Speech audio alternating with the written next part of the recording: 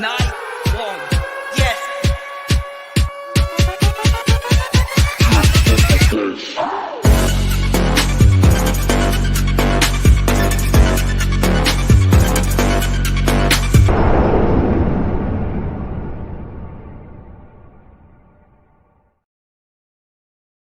Let's freaking go.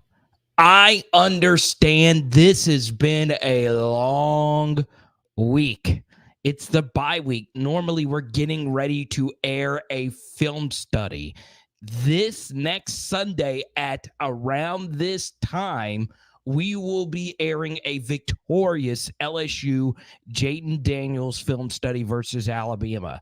It is time for the matchup that gets the blood flowing more than any other every single week, and that is Alabama. The point spread is out for LSU Bama. If you're listening to this for the first time, or if you're just driving around in your car, happen to come by a podcast and you see that the LSU Bama point spread has been listed, tell me right now in the live chat, what do you believe the LSU versus Alabama point spread is for Saturday? It's been released, and there is actually a discrepancy that I have seen with the point spread in this game. Now, before we get into this, it's important to understand that a Vegas point spread isn't so much a prediction of what will happen.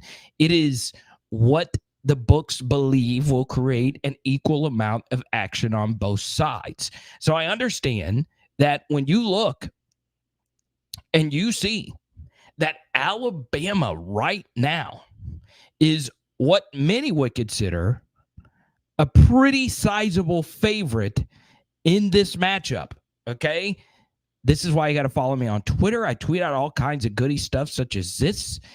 Alabama, according to Circa Sportsbook, is a 6-point favorite versus LSU this Saturday night in Bryant-Denny Stadium with an over-under set at 57.5.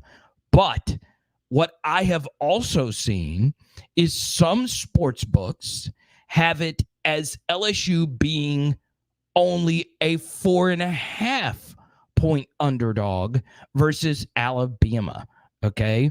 Very interesting. Okay. Now, if you were to ask me what I would think the Bama point spread would be versus LSU, I would have told you 4. I would think the books would have Alabama around 4 to 3.5 point favorites. 6 is pretty big if you ask me. Okay, 6 is a lot, to be quite honest.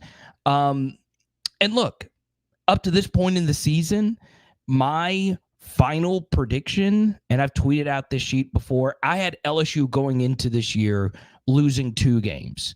I had them losing to Florida State. I had them losing to Ole Miss. Okay, so far, everything has gone how I thought this season would have gone. I have LSU winning this game, and even though this LSU defense has major issues, and even though Jalen Milroe is playing so much better, and Alabama fans have absolutely destroyed me for what I had to say about the Tennessee game last weekend, I believe LSU wins this football game on Saturday. I do. I really, really, really do. And all week, I'm going to tell you why. Now, there are a lot of other factors that go into a prediction. Could you see some injury news pop up for either side? You absolutely can. So, this is what I would say to you, though. Okay? And once again, I say this as a disclaimer. I am not betting advice. In fact, this beginning of the season, if you keep up on the SEC channel, I absolutely crushed picking games. Crushed.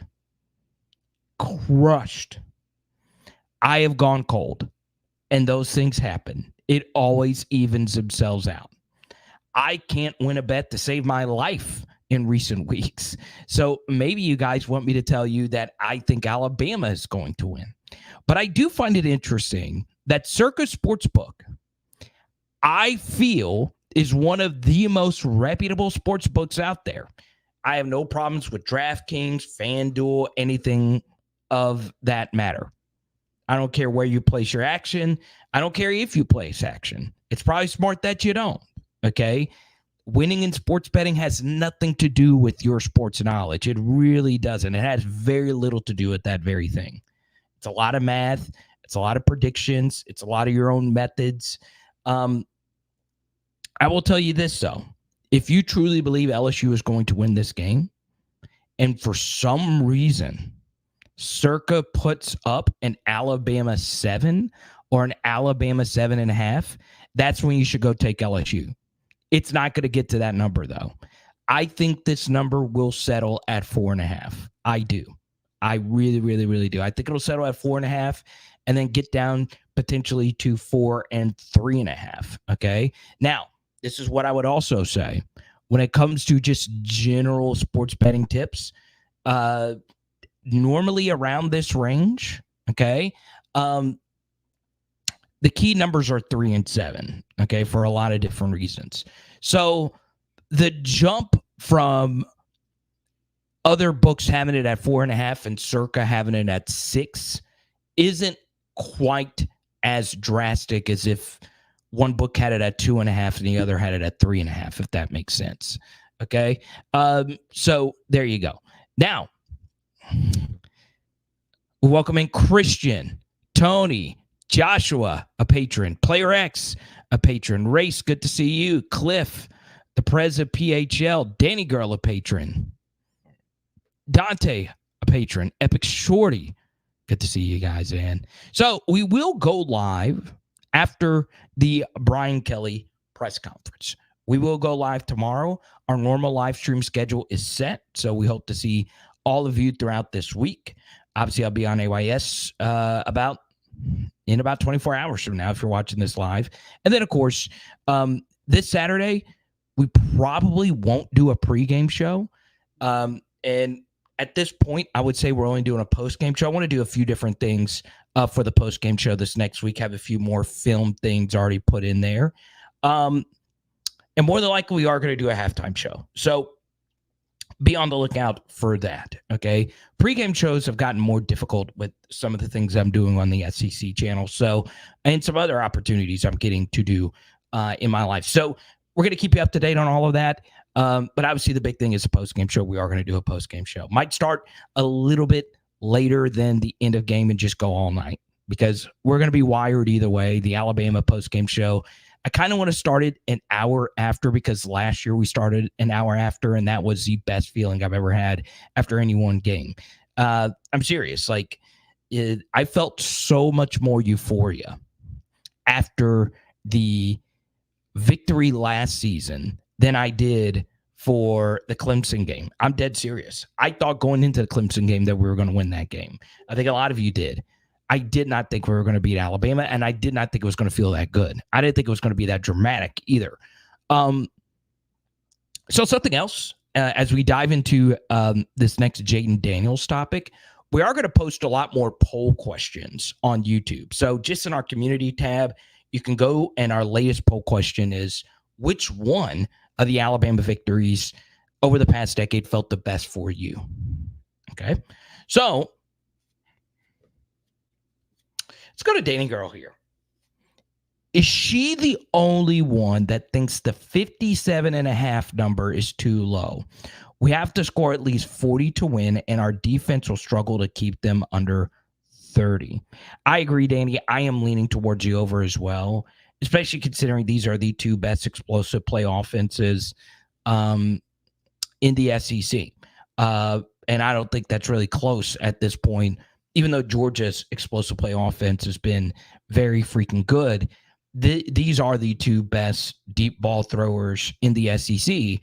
And, you know, Milroe throws a really pretty ball, and he's playing better football right now. But, you know, I go back, and I highly recommend you go back and listen to the Thursday night, and you were there, Danny. But just in general, Thursday night, I went on a long rant to start the show with Jalen Milroe. Okay? So,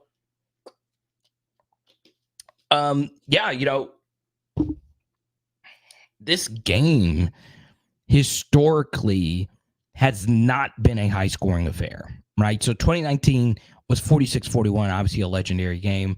There was some defensive and punt return touchdowns, so that helps with the over. And there wasn't a defensive touchdown per se, but it was essentially one with Patrick Queen getting a pick and us scoring on the next play. Those things do help a game become a high-scoring game. And the offenses were all-time good. For me, Danny, 57.5, I would lean towards the over there. I would. But I could also see potentially some longer drives in this game, right? It's going to be interesting what LSU tries to do defensively in this game. I think you're going to see LSU live in a too high shell. Okay. Now, the issue with that is Alabama can run the football really well. But you just got to answer a very simple philosophical question. Do you prefer Alabama to run the ball, or do you prefer them to throw the ball?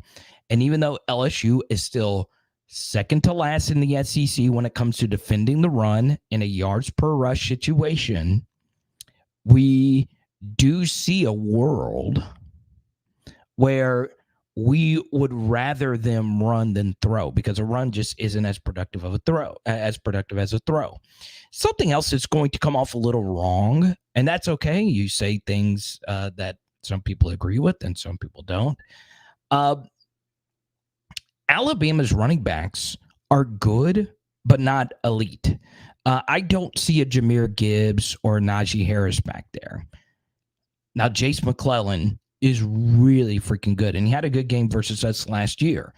But I don't think he is like game breaker kind of special. Roydell Williams had a touchdown versus us last year. Kind of the same thing. They're good backs. They get the yards that are there. But I don't think either one of them is game breaker.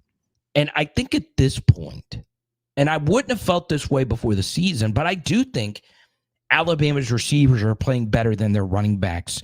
So I really like what Bama's receivers have done. Actually, I dislike it from an LSU perspective because they are getting so much better. Last year they really weren't as good as they are this year. Okay. Now, some of that coaching, maybe, but a lot of it is just that unit getting better. There was some addition by subtraction in that unit from last year to this year. So it should be, to me, a high-scoring game between two very good vertical throwers and two very good receiving cores. Now, of course, LSU's receiving core is way better than Alabama's receiving core. They might, in theory, be deeper from 1 to 5 or 1 to 6, but their best receiver is not better than LSU's second best receiver, if that makes sense. And Kyron Lacy is playing at a really high level as the number 3. So, yeah. One other thing that's interesting, especially since we have a lot of North Louisiana viewers, Kendrick Law had a really big play in this Tennessee game in the first half on a little jet sweep-ish kind of handoff. So it should be very interesting. But as of right now, I've seen 4.5. I've seen 6. This point spread, I think, isn't going to go over 7. And I don't think it's going to go below 3. Okay, unless some information comes in with a serious injury. Now, I'll also bring this up as we lead into this week, as Brian Kelly gets ready to get the game plan together for next Saturday night in Tuscaloosa. Okay, I am going to bang the table about this all week. Y'all, the refs are not going to win us this game on Saturday.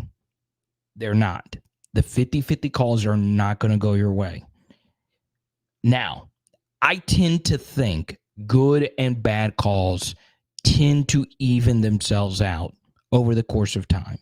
I really do believe so. So far this season, okay, the calls have mostly been I feel even for LSU outside of one game, and that was a Missouri game. Okay. That game was on the road. No real surprise there, right? So, could the refs magically call this game very much in favor of Alabama? They can, right? So we've got to go in there. We've got to win this game. I don't think Alabama is going to lose it. We got to go in there with the mindset that we're going to win this game. Let's be aggressive on fourth down. Let's not change really anything we're doing offensively. Okay. One thing that'll be very interesting offensively is how much does LSU trust their offensive tackles in pass protection, right? Emory Jones and Will Campbell. Will was freaking amazing. Got beat once last year by Will Anderson. Pretty much that was it. And we scored on the next play anyway. And then, for the most part, Emory Jones held his own. This pass rush duo for Alabama, they're not better than no unit that loses Will Anderson is going to be better than they were the year before. I will say this, though. They're at home. Okay, so they're going to have the crowd noise to their advantage. I still like what we're doing offensively, and I still think we're going to move the football up and down on them pretty well. Okay, so we are we should be ready to go. One more thing, and we're going to get into more comments. And like we always say, we're already 17 minutes into it. It's flying by here. Okay, enjoy this. Enjoy this week. Okay, last year at this time, going into the LSU Alabama game, I released a podcast only thing, pleaded with everyone who had the ability to go to the game to go to the game. And if you didn't get a chance to go to the game, that was this. That was it. Okay. Now, I want you, and I'll bring this up throughout the week, whoever you are, enjoy this week. Because this game after this next season will never mean as much as it does Saturday night. When the playoff goes from 4 to 12, hardly ever in this situation will we be knocking Alabama out of the playoff if we beat them. Okay? From this point forward, when we play Alabama and we beat them in the regular season, they're still likely going to get into the playoff unless they lose 2 other times, if that makes sense. So, what makes Saturday night going to be what's going to make it so freaking special is this is the last playoff game that we will play that's not a playoff game, okay? Winner is still alive in the 4-team format. The loser is not, okay? It's just that simple. So enjoy this. Enjoy the nerves. Enjoy you win it, you're in it, or you're still in it. If you lose, you're out. Because after this year, both teams are still going to be alive when they lose this game. Okay? Both teams will. Now, of course, this year we wouldn't be because it would be our 3rd loss. But both teams have got to win on Saturday. And that's good. You should love that. You should love that. And this coming from someone whose favorite team would have been a big beneficiary of a 12-team playoff. I hate the 12-team playoff. Actually, I don't hate it. I'm okay with it. 16 would have been brutal for the sport. But enjoy the immediacy because you're going to be nervous all week, especially if you're like Dr. Morgan and you're traveling. Okay? Sam, good to see you. I hope you enjoyed your bye week, y'all. Y'all, the bye week's over. What's up, Don? Okay, so we have a neutral observer here. Don, of course, a Florida State fan, has been hanging out. I appreciate, Don, all your support. I know we don't bleed the same blood when it comes to college football, but we bleed the same blood as humans. And your super chats have really helped me. I thank you so much. But I want this to be known, okay? No matter what, I'm here for you all week. This is where you can voice your frustration or voice your confidence, okay? It's going to get vitriolic. in the comments this week. It's going to. All right. Now, go to another patron here. What's up, Mike? He wants to talk JAYDEN Daniels, and that leads us to our next topic.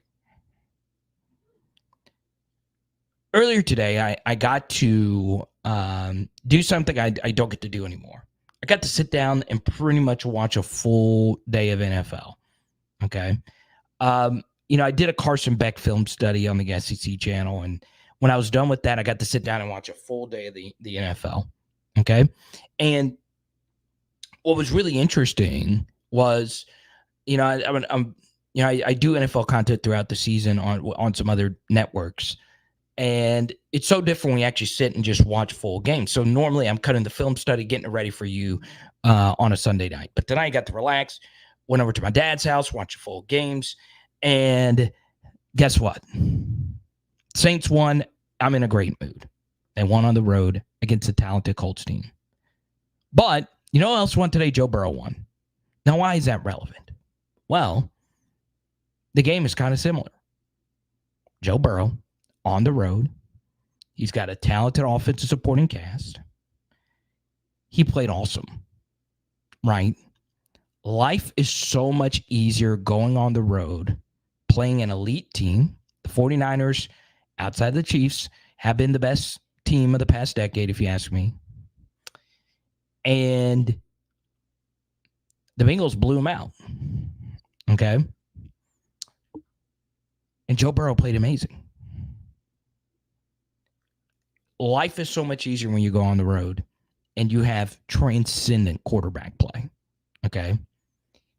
And JAYDEN Daniels is playing at a transcendent level. Okay? This is some of the best we have ever seen an SEC quarterback play. Now he's got to keep it going, so his legacy will be remembered for infinity. But, JAYDEN's first big moment was this Alabama game last year. And I understand he had some really clutch moments versus Mississippi State where his head was busted open and he gritted through a win for us. And he had some other good gritty moments, but the Alabama game was his rival, right? And no matter what happens, we'll always remember him and Mason Taylor for the Alabama game last year, okay? But I will tell you this, from an LSU fan and just from breaking this game down, what I like to do when I'm breaking out a big game is who has a better positional advantage than the other team, okay? So guess what? I did this today for LSU Alabama. Better quarterback, JAYDEN Daniels, by far, versus Jalen Milroe.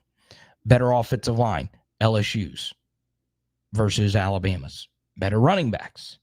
I'd say they're pretty even. Give LSU a little bit of an edge there. Better wide receivers. LSU's got an edge there.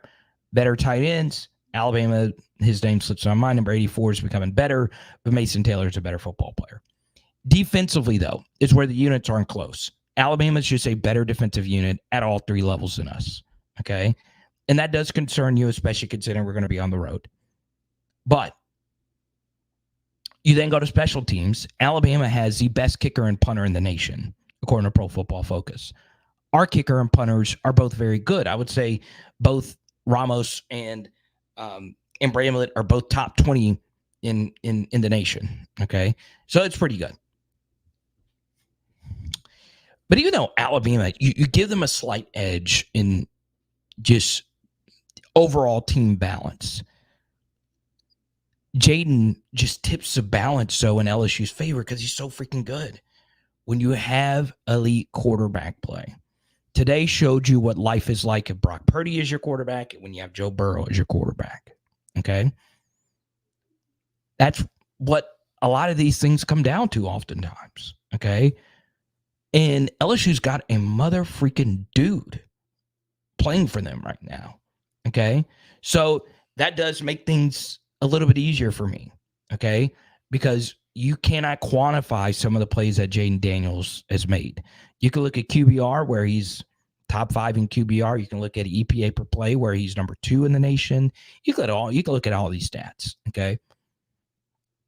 the bottom line is those stats will tell you when the center has a bad snap and versus Missouri, linebackers coming through unblocked through the A gap on a 3rd and 3, and Jayden Daniels just runs through him and then hurdles over the guy with the bad snap who missed his block.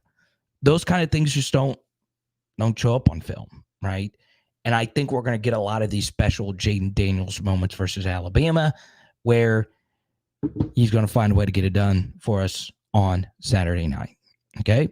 Now, this is going to get clipped. And like what happened this offseason got called a Jaden Homer. So what? So what? Clip it all you want. I think Jayden Daniels is going to freaking Tuscaloosa and getting this dub for us. Okay? So that's not me just gassing you up. Okay? This is by far the best pass rush we've played. This is by far the most hostile environment we've played. As I've said, I'm very worried about the officiating. By far the best special teams we've played. Okay?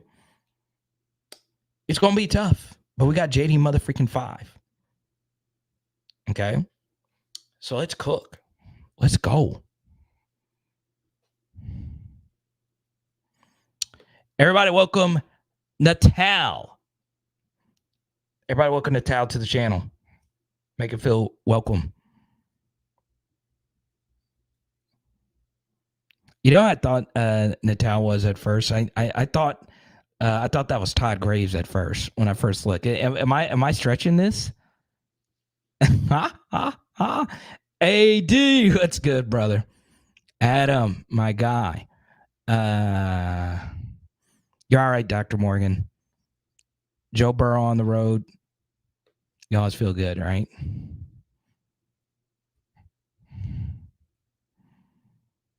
Go hard or go home's going to be there. Are we doing a PHL link up in T-Town? Am I making a last second trip? Yeah, Branson, they're better than Florida State's pass rush. So Braswell and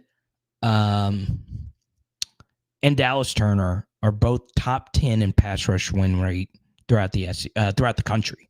So both of them individually are best. And then you factor in Tim Smith, okay, up the middle. Now, Florida State's pass rush with Jared Verse, they're really good, okay? And we pretty much shut them down. I mean, their pass rush did not dominate us. It was that we could not run the football. Now, why do I feel better about our running game versus Alabama's front? Well, number one, we did not have Logan Diggs versus Florida State. That matters.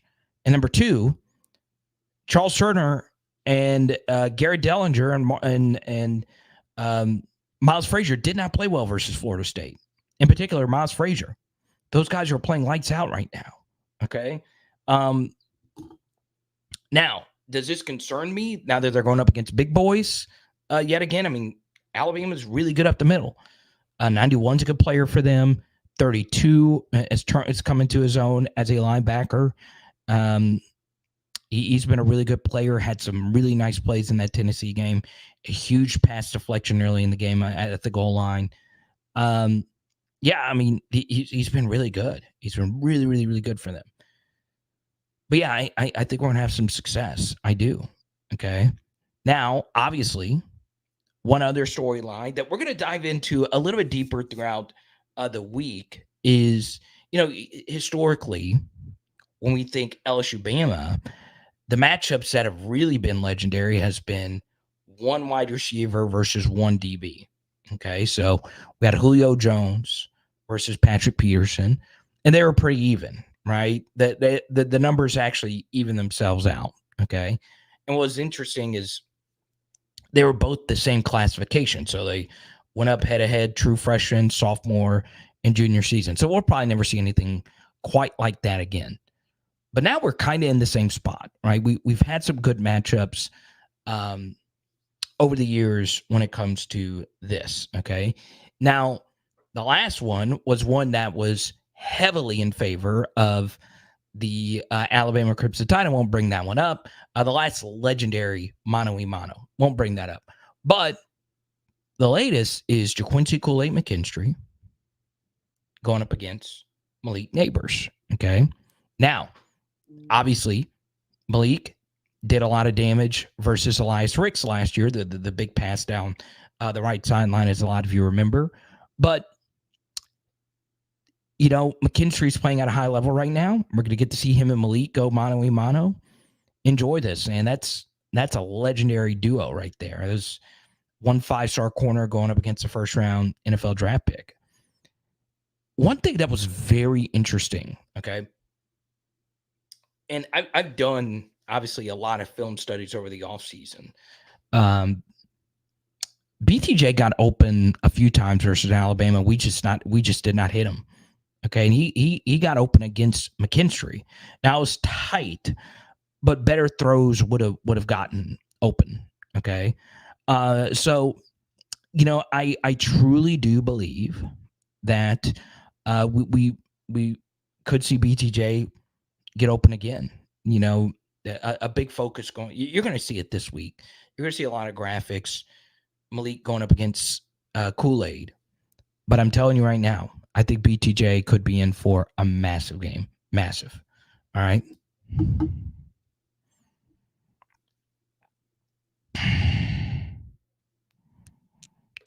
Jeremy, 100%.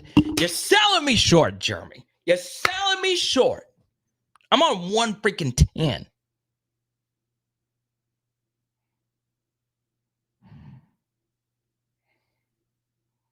If y'all are not opening every single morning, listening, set it off from start to front. Explicit version, no radio edit bullshit. Every single morning.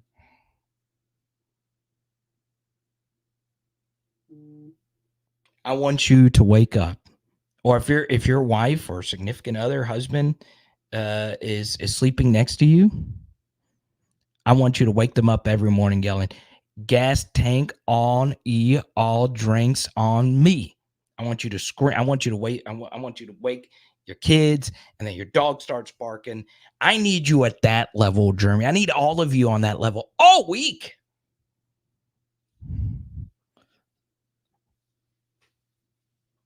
I mean, I don't need this lack of energy.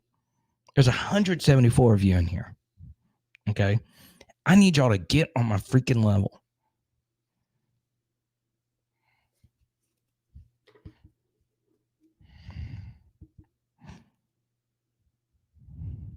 I know TJ's ready. Like, I want y'all to film it and send it to me. Wake the whole family, scream it. This is Louisiana, man. If you don't want to wake your family up, go out on your back patio. People in Louisiana, I mean, I have friends that actually have a lot of money in Louisiana.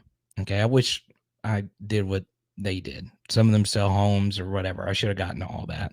But you see them in the back. They got all the, Louisiana middle-aged things. I mean, they got the Traeger grill. They got the freaking kitchen island on the outside. Just like a patio setup, tiki torches, TV in the corner, a little bar setup. If you don't want to scream that in your house, scream it outside. Wake the neighbors up. Let them know that it's Bama week, baby. We're not going to get this game every year anymore. Okay? Well, if this game draws an epic rating, we will get this game. They're going to be like, Alabama versus Auburn. That was never a rivalry. That's good. If you want to yell that, Branson, that's fine. If you want a shoulder, chest, pants, shoes, that's good. Saw Boosie was at Fred's recently. That's good. Fred's, man. Good place. I haven't been to Fred's in forever.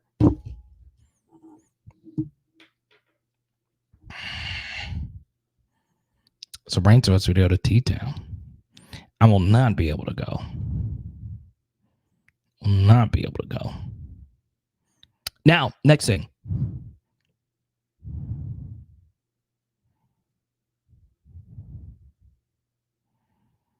Andrew thinks the refs are gonna get us. Man. Now, let me ask you this.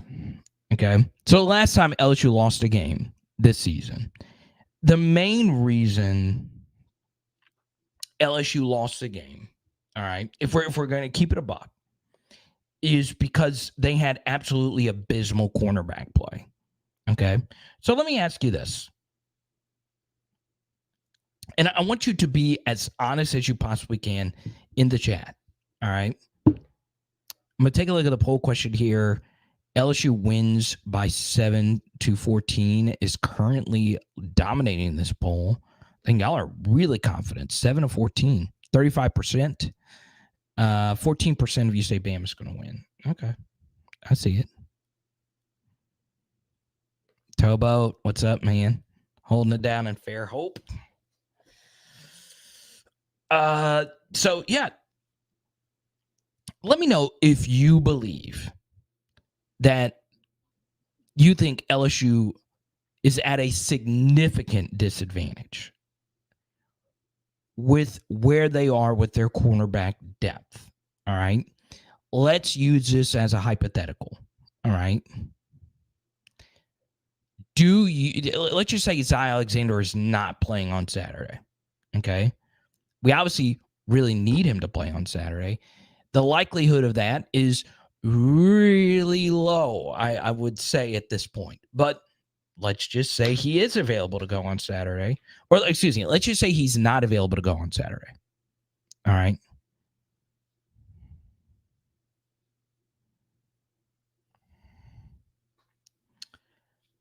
Do you think LSU is in a really tough situation with the corner room? Okay.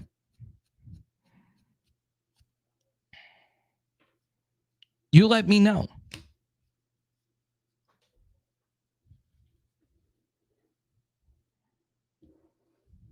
Okay. Now, I will say this. I'm saving it for now. I kind of want to give out some more Mason Smith autograph cards. If we get to $100 in Super Chats tonight, we're going to give out another Mason Smith autograph rookie card right here.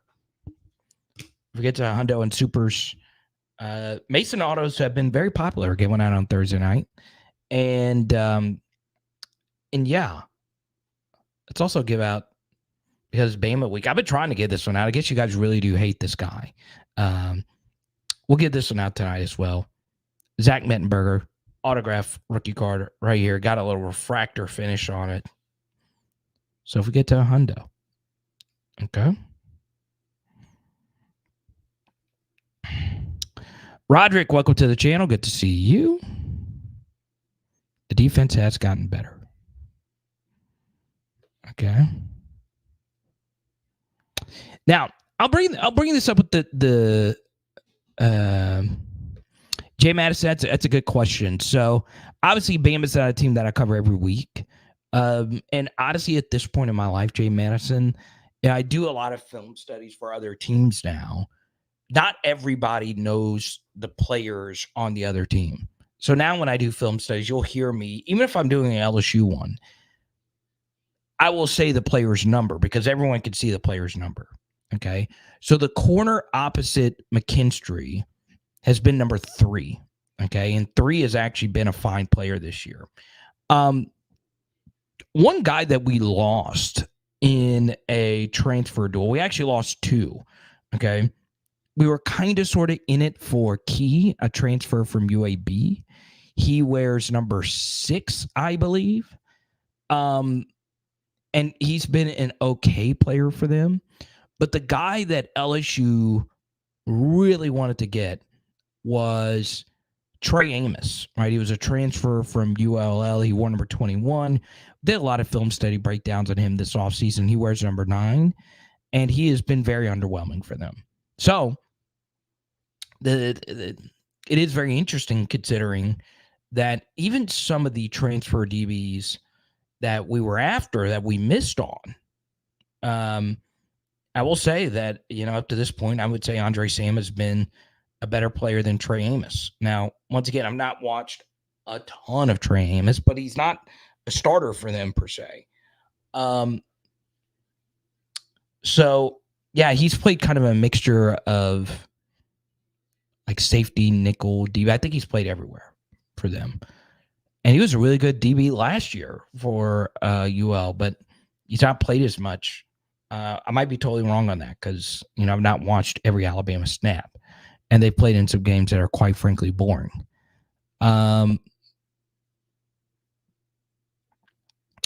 Andrew, some guy, I know you were the first person in the chat tonight.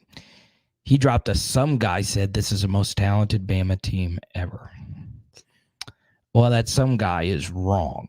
In theory, in theory, and welcome to the channel, Arlen. In theory, you can make that case because Alabama's had the number 1 or number 2 recruiting class over the last 3 seasons. So on a blue chip ratio basis, you can make a case that this is the most talented recruiting classes that Saban has had, like back to back to back to back in terms of sheer numbers. But this is not the most talented Bama team ever. You can also make a case this is the worst Bama team that Saban has had at least since 2015, 2016, before, those Clemson duels with Jalen Hurts and Tua. So, yeah, I mean, this team is still really good. That's all there is to it. I mean, this team is still really good. All right, let's go to this. Look at the Auburn film. Okay, we still had some guys open. The difference was the D-line play. The QB didn't have time to find the open guy. Okay. Are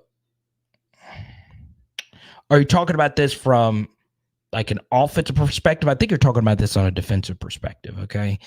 It would have to be defensive perspective. I think pass rush was okay versus Auburn. It could have been better. And yeah, Arlen makes a good point here. And this will be our next topic here. All right.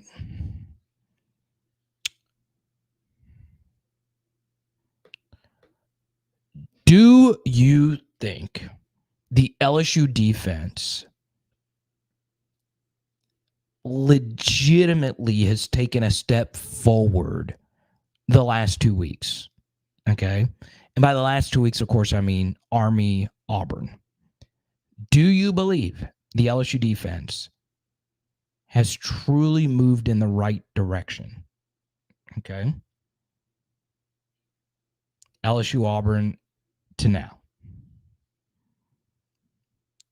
Type Y for yes. Type N for no. Okay. Now, just for the record here, okay, let me put up the schedule. And as you can see, LSU has put together 2 really good performances. Army, shutout. Auburn, only 18 points. Okay.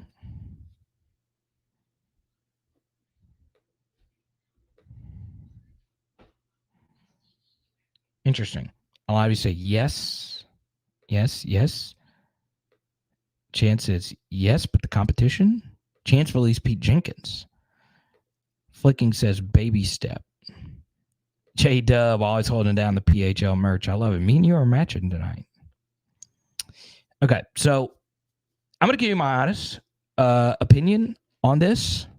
Okay. And I'm just going to be honest with you.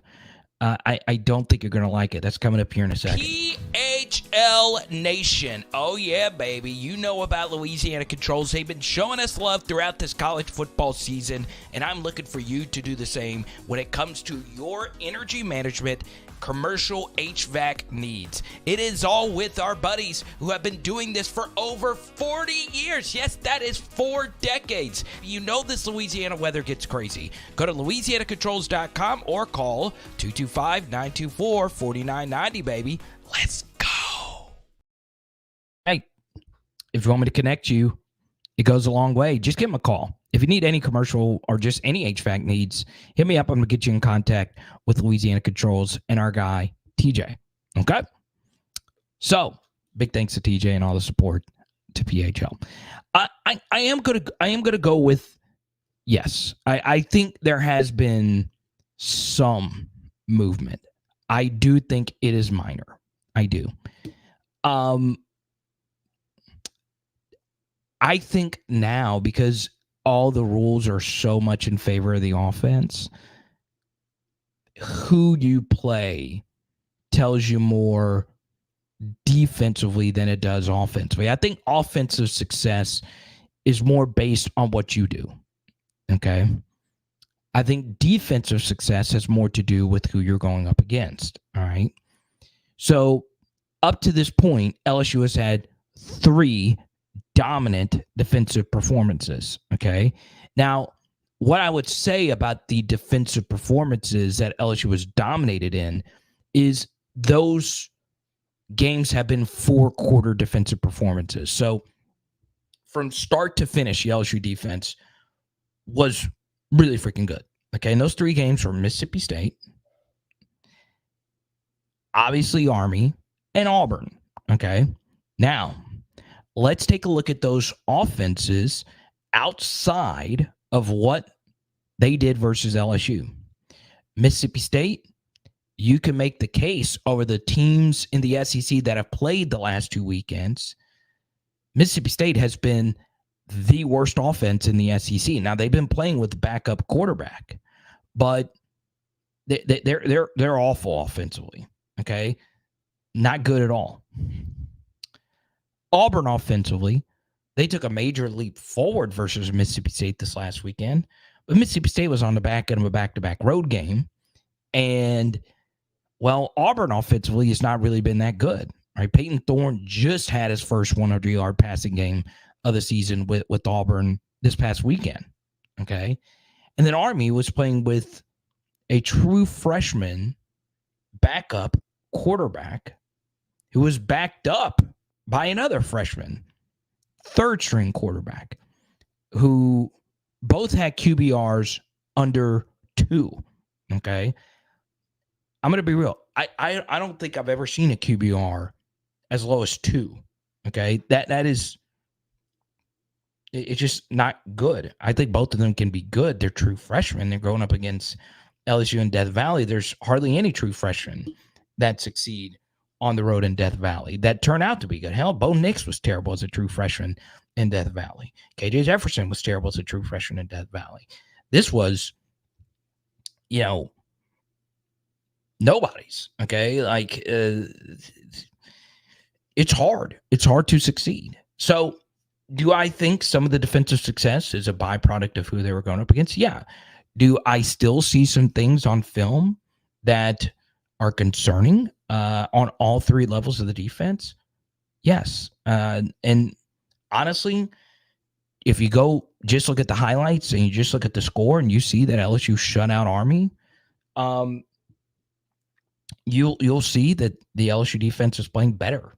Okay, so anytime you go 18 points in a blowout and then 0 points in a blowout, you are playing better. But you do have to add context. Who are you going up against? Were you at home or on the road? Well, you're going up against bad offenses and you're at home. Something else is offense is a lot easier when you have a lead, okay? They always say the best defense is a good offense. No sport is that more true than in college football, right? If you have a big lead, guess what?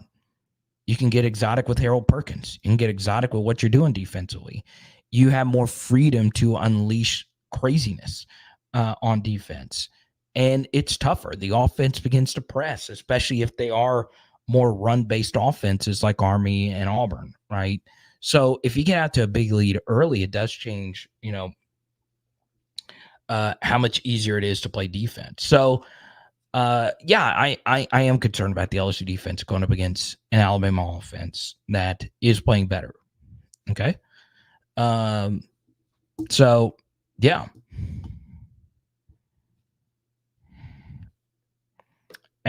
Aaron, what's up, buddy? Good to see you. Everybody, welcome Landon Finkelberg to the channel. Good to see you, Landon. Carter, how do you feel we use Harold Perkins against Bama? Does he watch Monroe the whole game, or do we let him play? It's a very good question. Okay. Obviously we don't beat Alabama last year if Harold Perkins didn't have the game that he had. He was truly breathtaking, right? To the point where, you had some of the national NFL people starting to put Harold Perkins out there, right? Mina Kimes was tweeting about Harold Perkins. Todd McShay was tweeting about Harold Perkins. So, like, these huge, like, draft NFL minds were like, God, this guy's only a true freshman. So that was such a big, big game for him last year. And obviously, from a Bama perspective, he is one of the few linebackers that Jalen Milroe cannot outrun, right? But obviously his role is different than, how we used him last year. So should we use Harold Perkins as a spy on Jalen Milroe? Yeah, I think that we should. Now, the inverse of this could also be true. Okay. Why don't we keep using Harold Perkins in coverage? Because what was once a weakness is now kind of, sort of, I won't call it a strength per se. I'm not going to sit here and tell you Harold Perkins is Fred Warner. But his coverage skills have gotten better. I mean, and it's not just the Missouri interception. He's gotten better. He seems more comfortable in space. He seems more comfortable with how they want to use him. So, I'm glad you brought him up, Landon, because, we talked about the defense not being good, not being as good as what the scoring line indicated versus Auburn and Army. Well, Harold Perkins has been elite 3 games in a row. He was great versus Army. He was great versus Auburn. Well, everybody was. But against Missouri, that's still been Harold Perkins' best game of the season, if you ask me. So, we're going to need him to be superhuman. Okay. Obviously, I think Alabama's going to do a lot of things early in the game to pick on him, right? I think they're going to run at him. They'll probably run Kendrick Law and some others on some jet sweeps early in the game. But yeah, I mean, I think we could have another big Perk game. Something else about using him just as a pass rusher off the edge, which is obviously not really his role anymore, is you can beat Bama's tackles. They are very, very beatable off the edge. They just are. So yeah, it should be we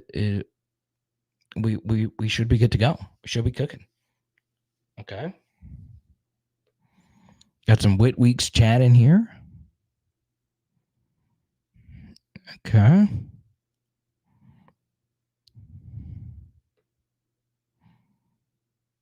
Rick says with our problems in the back end, our front 7 needs to pressure and get to Milroe.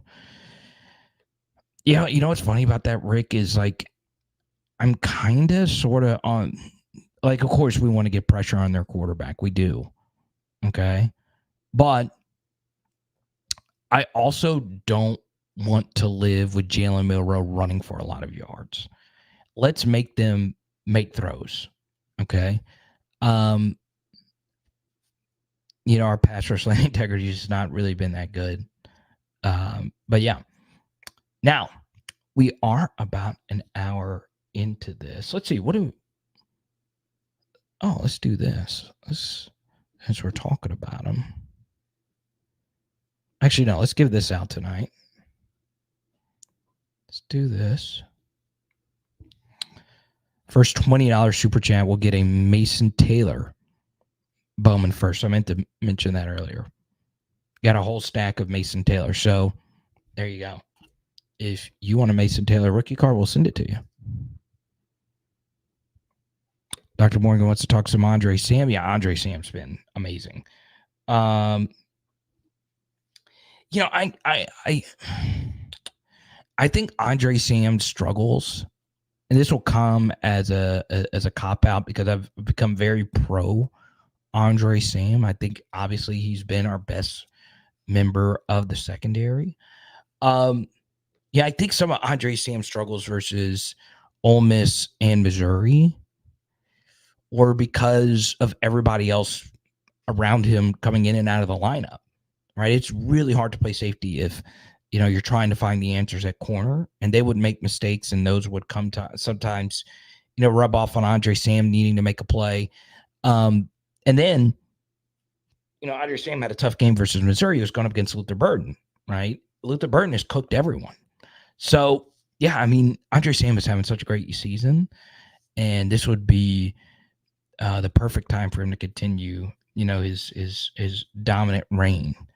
Okay. Congrats, Steven. I'm glad you got it. You deserve it, man. You've been supporting me for a while. Okay. No, I don't think so, Mikey. I think obviously if Jayden has a big game versus Alabama and he wins, he immediately becomes a Heisman favorite. Immediately. Okay. I just think the game is so big that there's going to be so much anticipation leading into this game with how much this game last year paid off for viewers. Okay. To where this is the quite frankly, the biggest non-rivalry matchup on the schedule. Okay. It's consistently drawn the biggest rating. CBS has consistently used it as, its night game card, if you will. Because look, previous to this, CBS chose Texas A&M as their night game last year because of the Saban Jimbo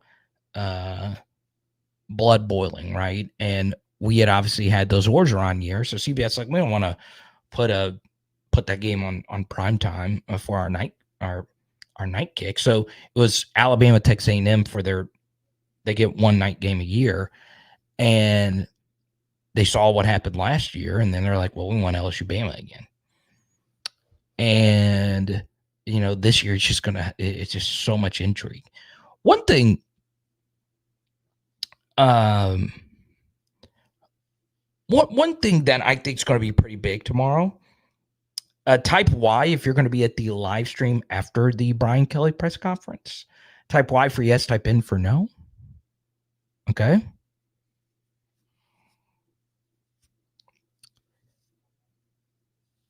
I hope to see all of you tomorrow. We'll go live right after.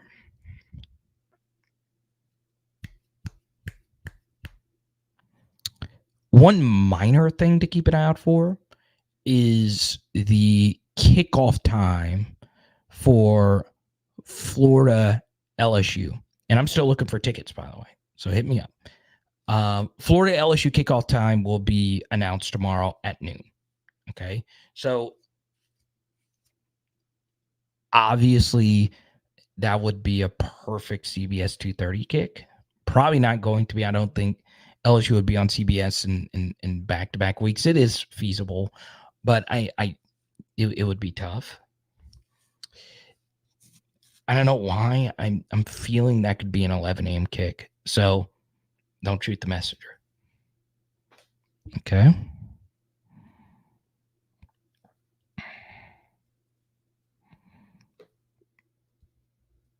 Now, Cameron, do not watch while you drive. Listen while you drive, but do not watch while you drive. Now, Let me go to this. Okay. And if I haven't gotten to your comment tonight, it's all good, baby. I'm here. I'm here for you for a while. Let's go.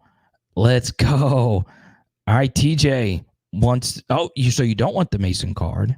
All right, so let's do it. The next $20 super chat, we'll give out this Mason card. There we go. Let's see. I think I have a few Masons here. Bought a bunch of these to give out. Let's see. Also, if you're related to Mason and you're watching this, I'll send you one free of charge. I have 2 Mason Taylors. I think I had more than this. So there you go. There you go, TJ. You pick the next topic. Go right on ahead. But yeah, if you don't want Mason Taylor, I'll send you Malik Neighbors. I got Josh Williams here. I might send you 2 of them. You never know.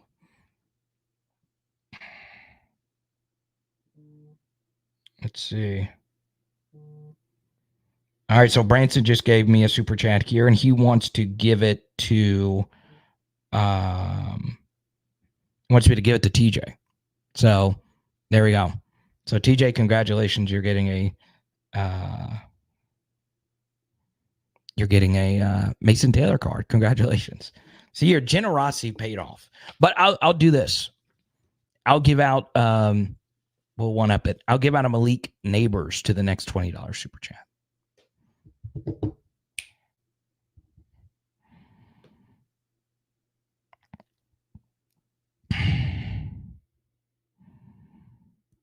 Does Mason Taylor have another great game versus Bama? Okay, that's a good question, and I was actually going to save it for later in the week, but Rick, since I love you,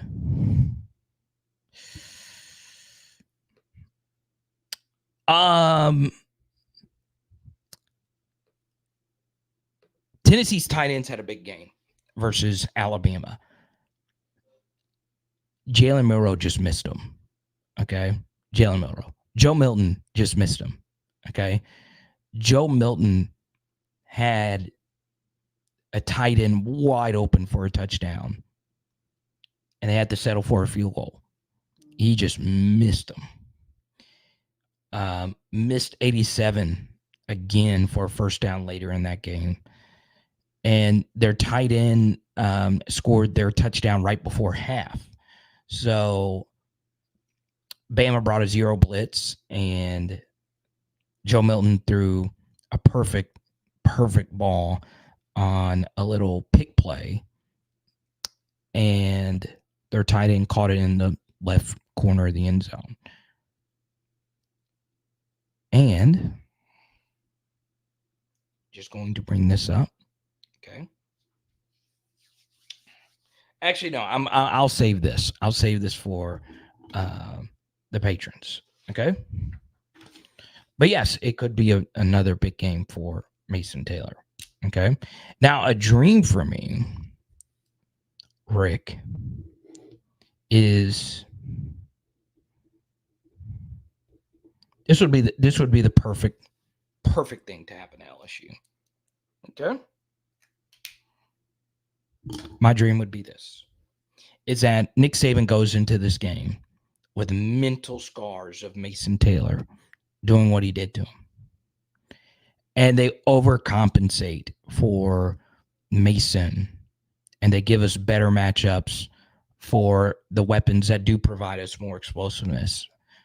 That would be my dream if Alabama said, look, we're just not going to let them do this. Okay. Rick, thank you so much. I appreciate you, man.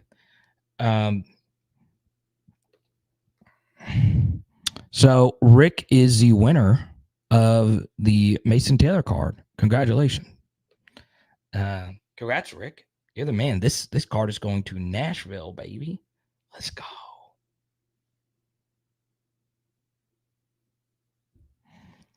Let's go to Branson here. What is a realistic point total the LSUD can hold them to? I think it's under 40. We have a chance. It's a good question. All right, so Charlie's posting a point spread where LSU is down to +4. Okay. Player X also just dropped a Venmo. Appreciate that. So Player X, post your question in the chat and I'll put it up on the screen. I'll answer this right after Branson. Okay. Realistic point total the LSU defense could hold them to. I think if it's under 40, LSU has a chance. Okay.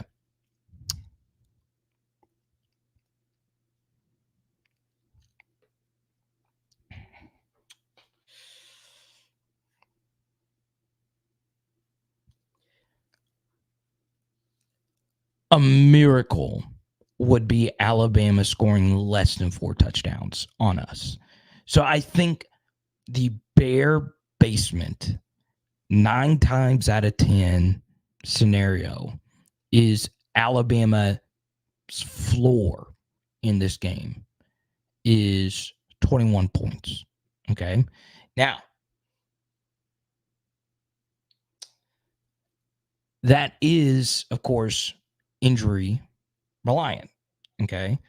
Joe Milton obviously was in a shootout, if you will, versus Jalen Milroe, and Milroe outscored him. But was that game really a shootout? It wasn't, right? There was a scoop and score. Bama scored on some really explosive plays. So the one thing I would do if I'm LSU, all right, let's just say from my perspective, and on Patreon this week, I'm going to give you guys what I would do defensively, what the rules I would put in place from a defensive coordinator's perspective on what I want to do versus Alabama. Okay. The bottom line is you just can't give up the explosives versus them. They've really not proven that they can be a successful move the chains offense, right? Most of their offense has been explosive play offense, right? They really struggle around midfield and the extended red zone. Okay. And there's a lot of reasons as to why, and some of that is actually Nick. But yeah, they've had some issues when it comes to that. Most teams do. The red zone stuff. Extended red zone could be even tougher. But I think they're at least scoring 3 touchdowns. It would be a miracle if they scored less than that offensively. 4 is, so obviously that would be at least 28 points. 4 is a high likelihood as well. So obviously with Vegas's over under being around 57.5 and Alabama, of course, being a 6-point favorite per circa, 4-point favorite via sports bet. Let's do some math here. If it's 57, then that means the powers that be sees this as a potential, 31 to 20 kind of game. That would be 51, so it'd be 31-28 would be in that range of outcomes, right? That would be, 59, slightly over that over-under total. I think that number could go up. So Vegas sees it as Alabama scoring around 4 touchdowns right now. Okay. So yeah, I think for me, that's about where Alabama's going to be. Okay. But offensively, they've had their issues. Okay. One thing, TJ, that I think could happen, and I'm kind of fearful into saying this because the last time I had this opinion, it did not work out all that well, but I truly do believe it. Okay. In life, I think about the people who I truly have to thank for where I am right now. Okay. And I'm nowhere close where I want to be. I've always shared, I want to do national radio. I want to do national TV. I want to do all that stuff. Okay. But TJ, Branson, I've always thought about this, how nervous one person can be when you're going up against one of your true mentors, right? You can claim up. You can be attentive. You cannot think clearly. Okay? There is not a single person going into this game under more pressure than Tommy Rees. Not a single person. Okay? Obviously, Brian Kelly's under a lot of pressure because he's trying to win a national championship. That's the only thing that he's missing from his trophy mantelpiece up to this point. Of course, a Heisman Trophy winner as well. That streak has a good chance of ending this season. But Tommy Rees owes everything to Brian Kelly. Everything. Does that play into potential nerves going into this game? I'm just bringing that up. Okay, I do think that is part of the equation here because I would be nervous. I would be nervous going into this game. Okay. Let's go to Rick's super chat here.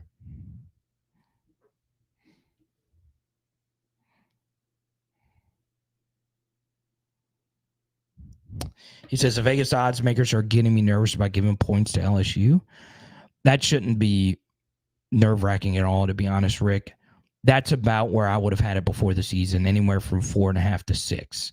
So, going into the season, we knew LSU was going to be an underdog versus Alabama. So I honestly wouldn't be nervous about the Vegas side of things. Let me ask you this, Rick. You know football really well. Before the season, what would you have put this game? I think it would be about where it is right now. That we wouldn't have we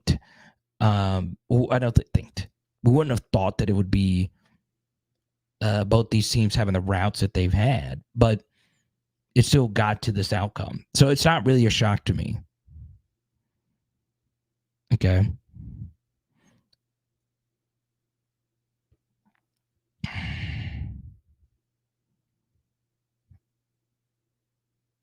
All right. Let's go to Player X. Let me find Player X's question here. Eric wants to talk running back rotation. All right. Here's Player X's question. He changed his photo to a black cat. Carter, have we seen JD improve his midfield passing greatly from last year to this year? If Bama spies JD, do you think that'll open up slants and in routes? That's a good question. So by Player X saying midfield, he is meaning the middle of the field. So not like technically in like from the 40-yard line to the 40-yard line, where Jane has also improved as well. Yeah,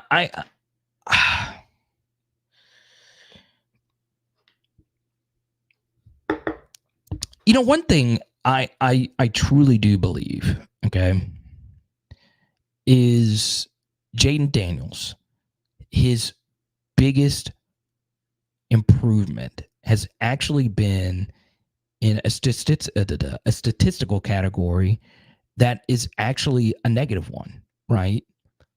One thing that I said during the offseason, I had a few side eyes about this, is I want to see Jayden Daniels commit more turnovers, okay?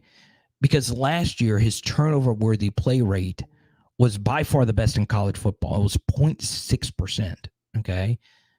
That's too low, right? It was hurting the offense that he wasn't committing more turnovers because he last year just wouldn't put the ball into situations where it's a tighter window and you're throwing with more anticipation. So Jayden has already matched his interception total all of last year with this year. That's a good thing, right? His turnover-worthy play rate is still really good at 3.6%. You want that. You don't want 0.6% because that means you're too turnover adverse, right? So guess what happens when you throw over the middle of the field? Turnovers happen, right? There's linebackers that sink into your line of vision that you think aren't going to be there, right? That happened versus Army, where they dropped a pick. And then, of course, versus Auburn, he threw a pick to Malik Neighbors on the dig on the same concept, right? But he's throwing over the middle of the field, right? Think about this, all right? With the middle of the field passing being so much better with Jayden Daniels. Yes, we had one interception thrown over the middle of the field. But think about how badly we killed Auburn over the middle of the field over the course of a game, right? So that one interception was counteracted with all the other middle of the field throws. Now, obviously, every throw is different. Every defense is different. Every play is different. Every time and situation is different. How the players coached up to read a progression is different from coach to coach, player to player, team to team. But overall, Jayden has been so much better over the middle of the field. Now, to take Player X's really good super chat to a next level, were there situations in the Bama game last year where we had throws over the middle that Jayden missed within the framework of the play? The answer to that is yes. Okay.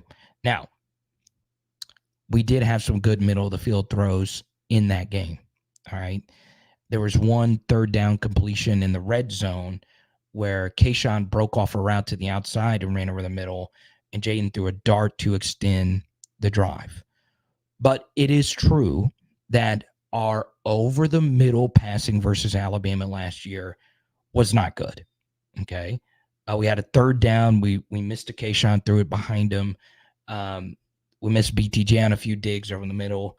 We missed Dre on it would have been a very difficult throw, but it was there for a half second. If you ask me.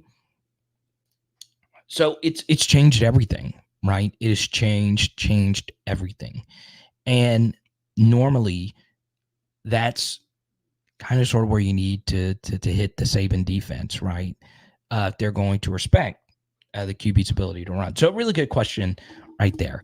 And I don't know how Nick is going to decide to do it. Normally with elite dual threat QB options, he does mush rush and force the QB to beat him from the pocket. It's what he did versus Jordan Jefferson the second time around. Won't talk too much about that, but it's what he's done versus most dual threat quarterbacks.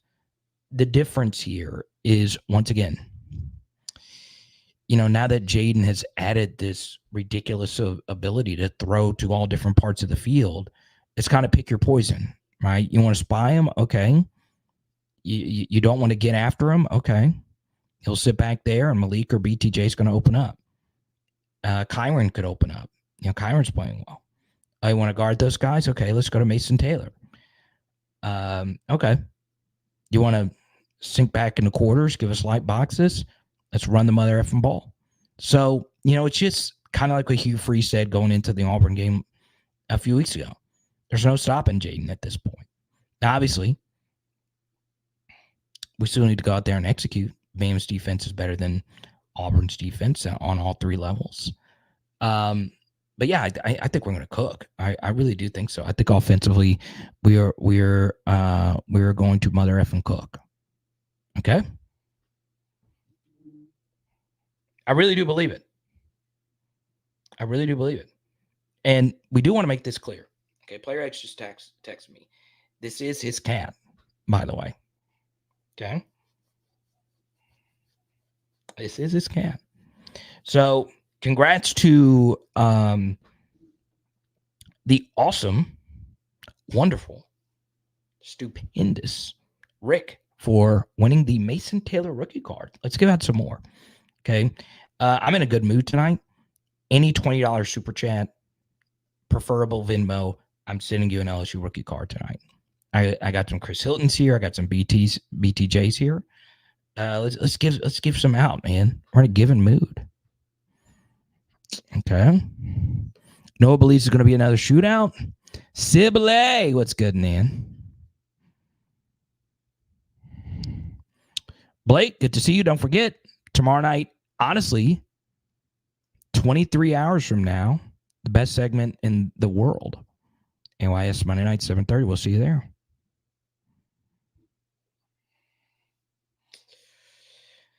Yeah. Yeah, Nick's going to do a lot of different things, right? I will also say this. I'm just putting this out here. Okay. The last time we went up against Kevin Steele, all right, he did have the only game plan that stopped 2019 LSU. And it didn't really stop him. We still scored 23. We still won the game. But it was the only game plan that held us to under 6 yards per play. Okay. Now, what did he do in that game? Well, I've been lucky to know some of what actually happened in that game. Okay. And one overarching thing that was just told to me was, and Joe actually mentioned this in the press conference, but it was reiterated via sources. Okay. But someone who's involved with the play calling is Kevin Steele did a good job showing a completely different play design on all levels of the defense versus 2019 LSU. Okay. And it screwed with 2019 LSU, right? The greatest defense of all time. And the other thing that Kevin Steele defense did was quite simply beat us up in the trenches. Okay. They just tore us up. That was the worst our offensive line played all that season. Okay. And it's going to be a big game if they decide to do the same thing. If Kevin Steele decides to do the same thing and says, look, our best case for stopping this defense is let's see if we can stop them in the trenches with 3 of our beast defensive linemen. And those guys were so good. They were so good in that game versus us. And that's why it was tough for us to move the football. Okay. So Trent. There you go. Trent wants a BTJ card. Congratulations, Trent M. He says he thinks BTJ is going to have a big game. So congrats, Trent. I'll send you a BTJ card. Trent, just shoot me an email, powerhourlsu@gmail.com. We'll get you all set up, man. I agree. I think BTJ, especially if they want to guard Malik, let's get BTJ in some good spots and let him cook. Okay. BTJ last time it was in Tuscaloosa also scored a touchdown. One of Jake Pizza's good play calls on the season. Right, they put BTJ at running back and they didn't count for him, and it was wide open. Or even Max Johnson could hit him. Kidding. I like Max Johnson. Let's move on. Let's go to Tyler's Tiger Talk. TTT.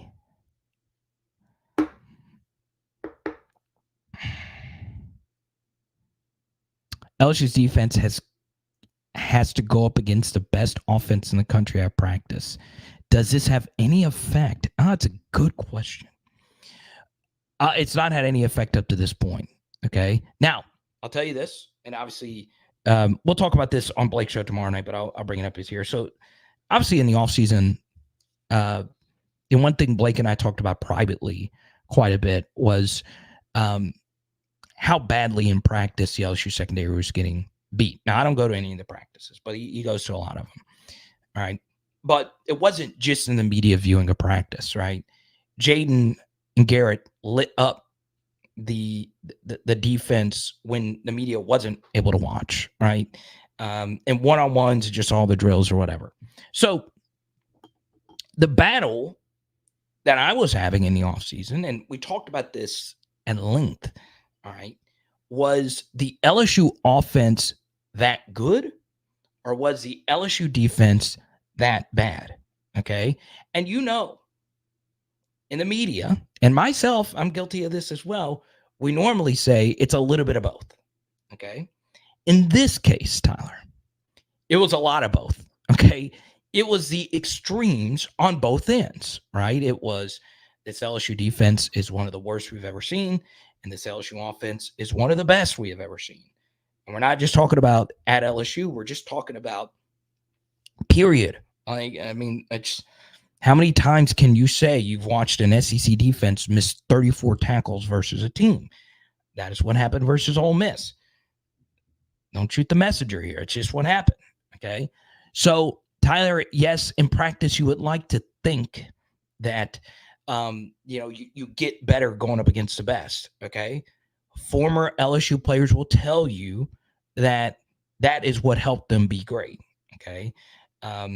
Is that in every day in practice, if you're Morris Claiborne, you're practicing against Ruben Randall, you're practicing against Odell Beckham. So,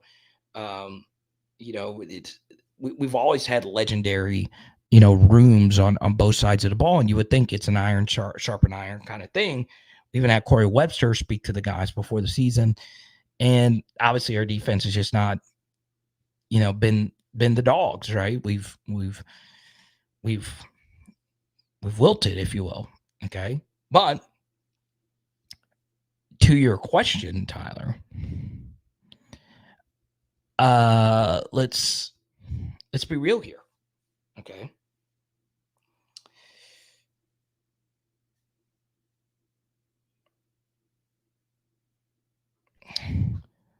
They do have the extra week to prepare.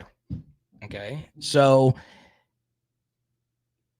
and even though LSU prepared for Army, the LSU DBs have had 3 weeks to prepare for Alabama. Okay. Knowing that this was going to be the game. Now,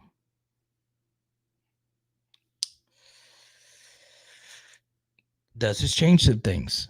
The extra week? I think it does. Okay. Oh, Trent, yeah, you're epic, shorty. Okay, good to see you, man. Yeah, just hit me up, man.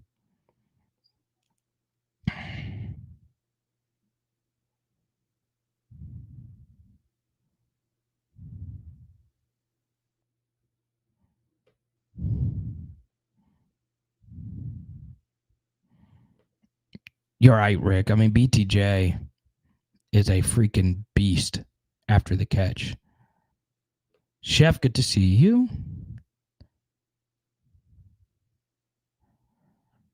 Oh, Rick, that's good, man. Always a good time. But yeah, man, I want to give out all these cards tonight. I'm tired of looking at them, man. These are for you. I got a whole stack of Malik's and BTJs. Got some Perkins. If y'all want Harold Perkins, I can send you a Harold Perkins rookie card. So there you go. Hit the Quan, hit us with the same question twice in a row. Yeah, we touched on this a little bit earlier. But yeah, it's an issue. It's an issue going up against, really, really, really good opposition.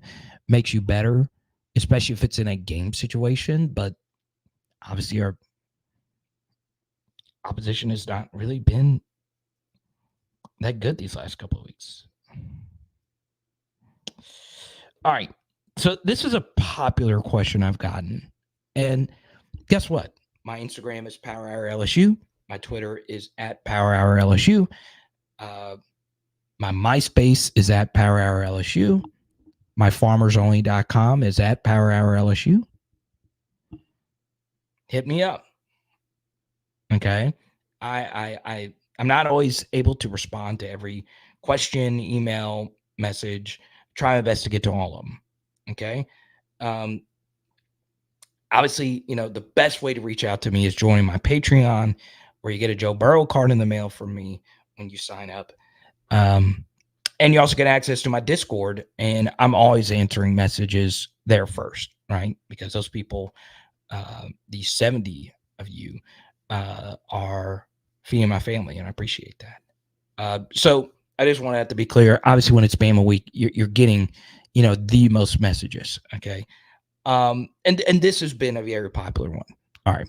The Denver and Deuce. Okay. No, it says we freaking need Denver and Deuce.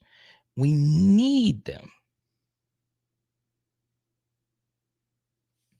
Do we, though?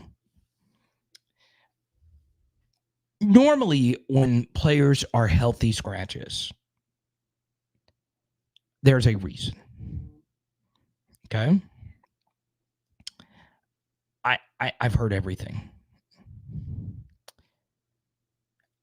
I'm just saying, I can put up with some healthy scratches if it is for an actual serious reason. Okay? Things happen, and that very well could be the case here. All right. I could put up with some of that, but this has been a very consistent thing with Denver Harris. It's been some weeks he's available, some weeks he's not, some weeks he's available, some weeks he's not. What I would also say, Noah, to this question, and this for everyone else that has sent me this, all right, is have these two players been good when they've actually played? All right. Have they been good when they've actually played?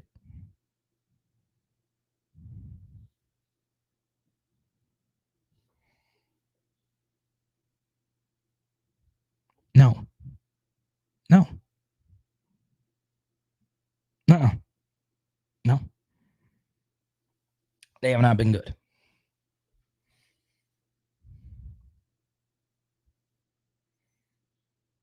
I won't I won't get too far into this because the pass is a pass. But one of them had the most impactful play of the season in a not so good way earlier this season. Okay. For me, up to before this play, it was Kyron Lacey's drop versus Florida State. That was the biggest play of the season. Okay. But one of the two, Denver Harrison Deuce, had a play that was more impactful than that one. And if he makes that play, we win the game. Okay. So, I hate to say this, but they've not been good football players. All right. And what happens, Seal, thank you. Appreciate the super. The worst thing is when, we think that somebody is good and they're not. Okay. Now, what makes this particularly painful, especially in Denver Harris's instance, is he had really good grades for me coming out of high school. I loved him as a prospect, loved him, adored him. Okay. He was one of the best corners I saw out of high school coming in that crop. Okay. He was so good. He was so freaking good. All right. And when he went to Texas A&M, I was shattered. And then when I heard that, LSU was in the running, I was like, oh my God, he could be something. And I want him to succeed. I do. We desperately could use a bona fide 5-star presence at corner, but it's not working. It's just not it at this point. Okay. And Deuce Chestnut, I think some of us, was so enamored with Jarek and Mackay last year being really good football players for us. They, it's just not worked. It's just not worked. Okay. So I guarantee you, Brian Kelly would love to have them active. All right. He would love to. I don't think with where we are right now with our cornerback room, I don't think Brian Kelly would want to not have them available, if that makes sense. Especially now, we this is a code red. I mean, hell, it's been a code red for over a month now. I know it's been a code red since the beginning of the season. Hell, it's been a code red before the season even began.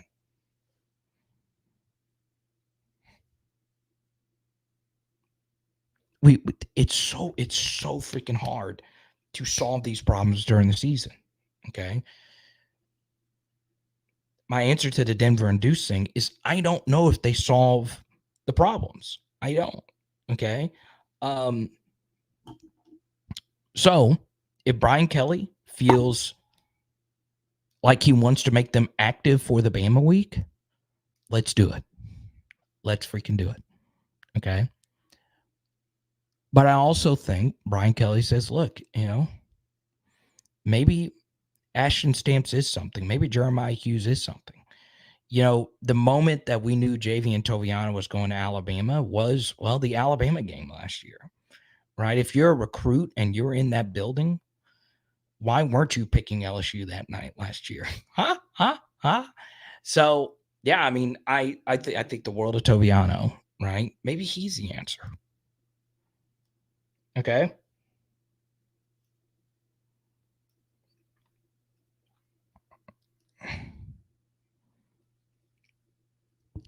Cassie, we need your help. You're a Tennessee fan. Tell us what we need to do to beat Alabama, because you guys were in good spots. Okay, there you go. Yeah, Cassie, Tennessee fans are after me, as are the Alabama fans. And she's cheering for us. Go Vols, go Tigers. Good to see you again, buddy. But yes, you guys did wilt in the second half, and I think a lot of it was Milton, but Milton was pretty good last night versus Kentucky. Once again, you guys know, a lot of you think I'm a Mark Stoops hater. The dude has been the biggest fraud in the SEC his entire career, and it's just now the time that Tennessee fans are starting, I say Tennessee, Kentucky fans are starting to realize that. Okay, so as Cliff points out, and Cliff is a big DB guy. They're just not it, right? Like, you know, for me, I like to use historical comps, because a lot of you, if you're watching this, you're probably a diehard LSU football fan.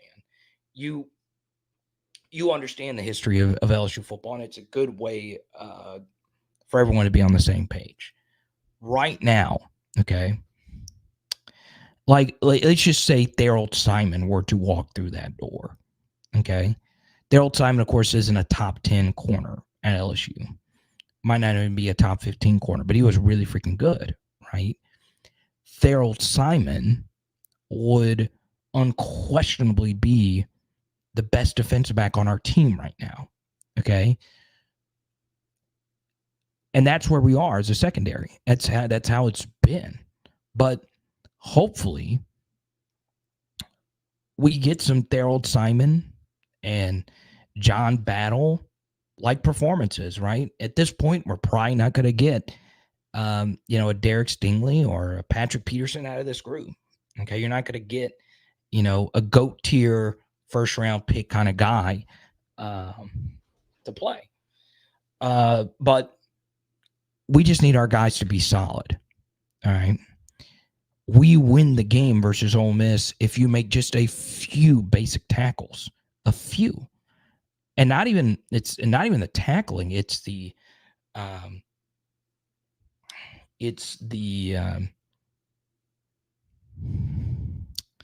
slowing them down, right? You don't have to crush. You don't have to crush them. Okay, that's a big mistake in tackling. Big mistake is you do not need to crush them. Okay, you just need to slow them down. Let me write this down.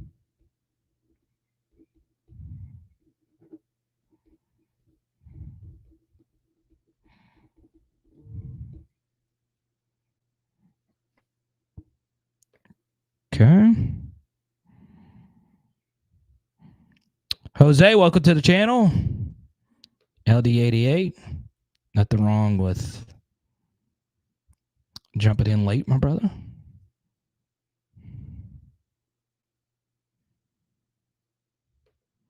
Oh, this is cool.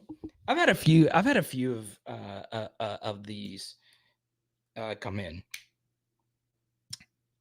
Sun Devil Brian, everybody welcome. Now, this is a diehard Jayden Daniels group of fans. Okay. Sun Devil Brian. Every ASU fan will be tuned in. So answer this for me, Sun Devil Brian. I am curious because, Ricky Pearsall's a freaking dude at Florida. I'm worried about him. Hell, forget Jermaine Burton. The next week we got freaking Ricky Pearsall. I mean, right now, it's crazy. I don't think he's first team All SEC. I think it would have to be Malik and Luther Burden, right? But I think he'd be second team right now with like BTJ and I don't know, Squirrel White. I can't ever say his name correctly. Jermaine Burton's playing really well, but still. So I've seen a few Sun Devil fans in this chat. Overwhelmingly, the Sun Devil fans have not liked Jayden because he threw 10 interceptions that last season, and then it took a while where he was deciding if he was going to transfer, go to the NFL. I know I'm going to come off bias, but if you're Jayden, you're transferring every time to that toxic environment at Arizona State. It's not toxic anymore. Herm is out the door, and you're joining, a Hall of Fame coach with Malik Neighbors, right? That's an easy decision. But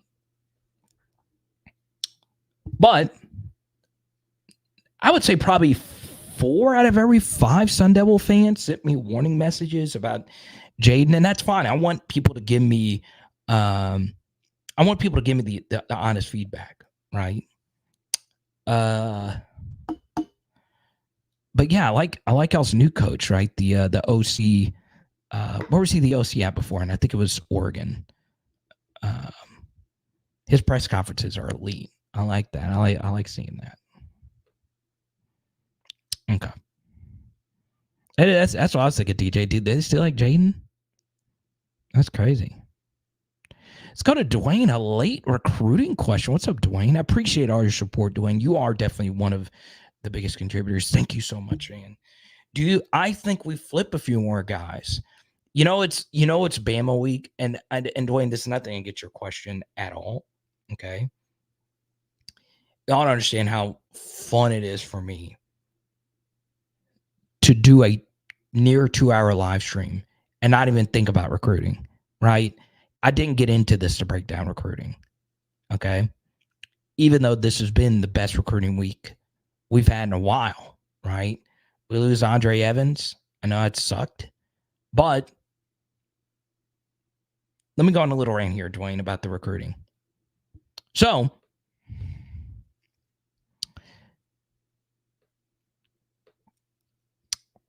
I like the direction Arizona State is going in right now, by the way. So welcome in all our Sun Devil fans. Okay. And you should cheer on Jayden Daniels. I know it ended ugly, and I know, ironically, it was an LSU player throwing his stuff out of the locker or whatever, but that's not here nor there. Now, let me bring up one little recruiting thing, okay? So there's still a few other guys that we're after. Hopefully, we're getting 2 guys at Texas A&M desperately wanted to flip to us. So there you go. And we might talk about this some throughout the week, but I will talk about recruiting briefly here. I cannot tell you how big of a recruit Weston Davis was for this class.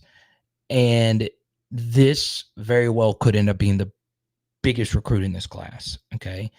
I like him. I don't love him per se, like from a high school prospect perspective.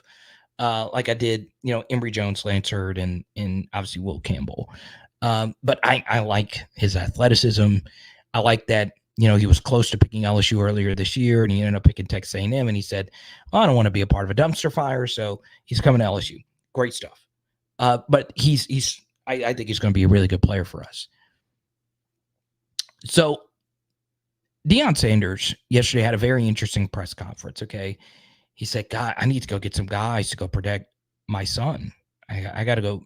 I mean, Shedeur Sanders are getting hit by UCLA's pass rushers, okay? Now, UCLA has had good pass rush. They've always had, pretty good pass rush. Still, Colorado's offensive line sucked. So Deion said, you know what? I got to go out there and get some guys. Here's the thing. And I've been banging this over y'all's head a gazillion times, and I'm bringing it up in almost every offensive line recruiting video. You can't find offensive linemen in the portal. Every single coach says it, or they bring it up to their staff, okay? How do I know this? Because, well,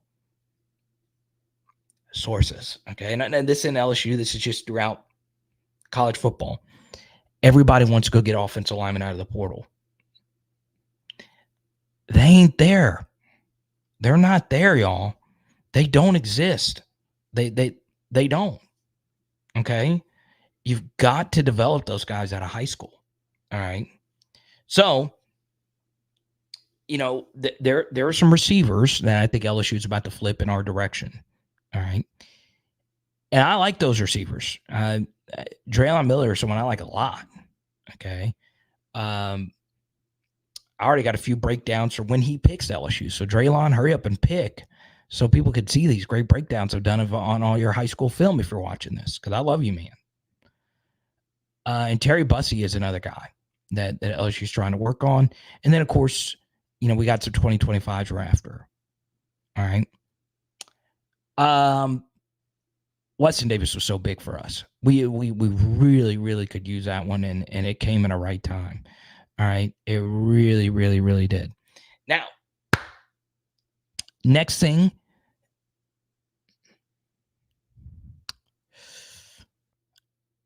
And I understand this isn't going to interest a lot of you. We're going to get back into the Alabama breakdown.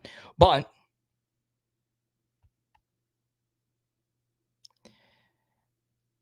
there was a high-profile high school football game played this past weekend.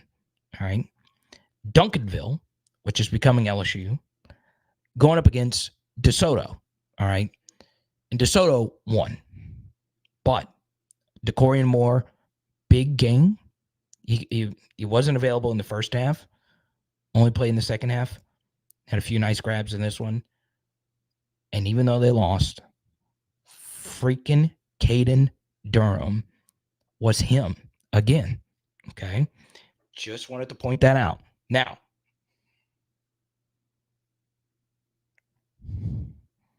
starting to do this too often. I'm going to slow down on the Caden Durham hype train.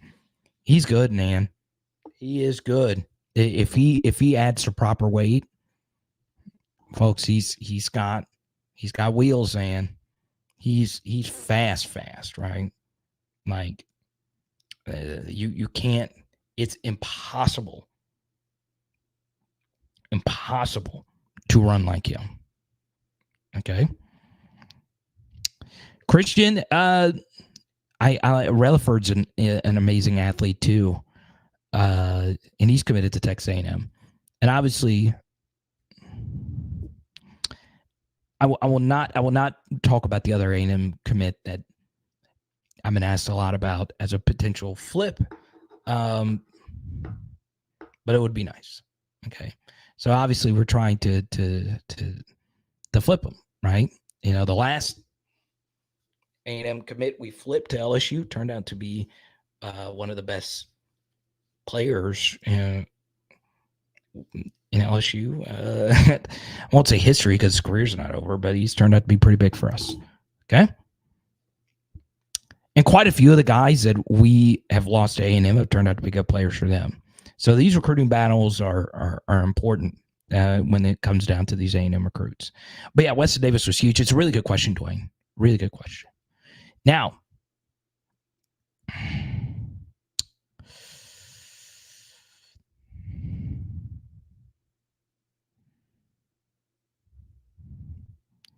yeah, TJ, Caden Durham is a running back. He is so good, man. He is so good. I'm trying not to get too excited because, we're loaded at RB for the future. And 2025 RBs are going to be pretty good. So it's not like the biggest need for us. But, man, dude, like, for me to get excited about that position where we're sitting pretty good, like, you've got to be extraordinary. And every time I watch him, I'm like, God, am I really witnessing something extraordinary? Or is it, well, it can't be level of competition. Hell, it's Duncanville. They play up against the best, right?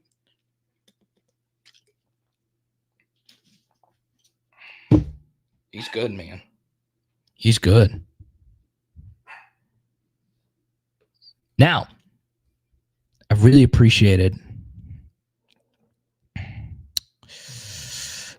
Yeah, Bill, I think it's a little early on that. Like, I would say Durham is better, but they're different ages, and whether people like this or not, running back matters in terms of like high school recruiting. It's not as important, right? Because it's kind of a onesie position, right? You're never going to have more than one running back on the field. You do need depth. You do, because running backs, of course, get hurt. But running back is also a position where your raw athleticism really matters. I have found it to be very predictive, right? We've done a lot of deep dives on this, right? The number one thing you should look at before anything else when looking at a running back is their weight, right? to go into an SEC school, go look at their weight. All right. So Harlem Berry is still very young, right? It's hard to really say anything about him at this point, right? He is on the smaller side, right? Caden Durham is not a big guy either. But what I could tell you about Caden Durham and Harlem Berry is they are spectacular athletes. Caden Durham is so freaking fast. Like, it is stupid how fast he is. Like, I mean, you can make a case if you're excluding Trendon Holiday from this argument. You can make a case that Caden Durham is the fastest running back when he plays at LSU to ever have played at LSU. I mean, he is that crazy fast. Okay, 10-2 in the 100-meter. You have got to be moving. Now, straight line speed is not everything. It's just not. Like, there's plenty of guys that have gone to LSU that had elite straight line speed that have failed at so many different positions. Okay, so straight line speed could sometimes be a deterrent, right? You got to have wiggle, you got to have balance, got to have nuance to your game. But Durham is so damn fast, y'all. It is stupid how fast he is. So, like, athletically, if he adds a proper weight, it is a high likelihood that he's going to be a very good SEC running back. Jared, thank you for the super chat. Appreciate it. Let's go to Michael B here. Heard anything about Ricky Collins? Yeah, there's really not a whole lot to say, right? I don't think at this point, Michael B, that anybody thought like Ricky Collins was going to be, a part of LSU's plans this year. And thankfully, he's not had to be. But next year, he becomes a very big part of our success, right? Because LSU would have to make a very deep philosophical question. Your backup quarterback is always the second most important player on your team. It's just how it is, right? Just the value of the position. Now, luckily for Jayden, he is the most durable quarterback we've honestly ever seen in college football. You know, he doesn't. He's Cal Ripken, man. He's a machine, right? He's tough. He's gritty, right?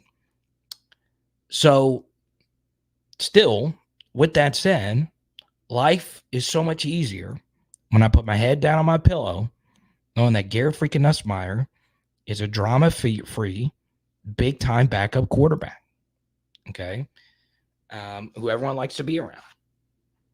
Now, historically, not every backup quarterback has been like that. And it makes sense. You're young. You want to play. You think you're you-know-what, dumb stink. So, the next season, LSU's going to have to say, well, do we trust Ricky Collins to be our top backup, or do we go in the portal and bring in somebody to back up Garrett Nussmeier? And who would a quarterback be that would like to have that opportunity? And I think the market for that would be a little bit higher than you would think, right? I think there would be a lot of quarterbacks that would be interested to be a part of LSU, even if they're younger as a second or third year player coming in with some experience. But that ain't my problem. That's obviously Joe Sloan and Brian Kelly's decision to make.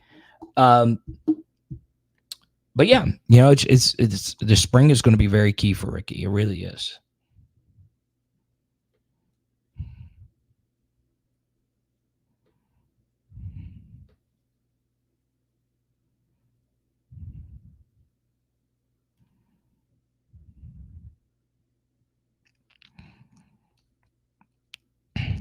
Yeah, simply sometimes those will pop in with YouTube. So yeah, if that's the case, I'm still here. Okay, it's not the end. By the way, I get a little bit of those commercial residuals, right? Like very little. But yeah, anytime you're watching something like this, there's not going to be like 5 minutes of commercials, right? It's only going to be no more than 2, and you'd be able to skip through it in like 30 seconds. So, So it does happen from time to time, but understand that it does help me, right? Not a lot, but it does help some. So there you go. Now we have reached the 2-hour mark. I kind of want to go all night. I haven't even eaten dinner yet. So this is going to be the rare instance where at the end of a live stream, I'm going to be telling you what I'm having for dinner, but I've not had dinner yet. So the center of my stomach is yelling at me right now. But you know what? I am built different. Okay. So in the next 5 to 10 minutes, I'm going to answer as many questions as I possibly can. But if you super chat, we'll keep it going, right? If you want me to talk Saints, if you want me to talk Bengals, I'll answer some of those questions. I'm super excited about my Pelicans at this point. Super excited about LSU women's basketball this upcoming season. Super excited about Matt McMahon and LSU men's basketball this season. You know, one thing I will bring up, and this might piss some people off. It always does when I bring this up. But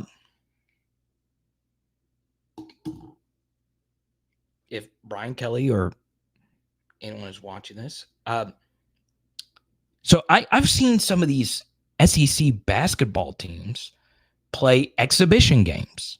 Okay. So Tennessee played Michigan State at Michigan State. They didn't have two of their starters. So Michigan State obviously is one of the best programs in recent memory. And Tennessee beat them. Okay. Arkansas had a charity exhibition. They played Purdue. And obviously it's easier to get a basketball game together. It's 20,000 people compared to 100K. But fans showed up. Both teams said, hey, this exhibition is not part of the tournament selection committee. It's not part of the season. It's not part of anything. That was a good tune-up for Purdue, right? They had a no questions asked, no nothing. Tough road environment at Arkansas. Why don't we do this in college football?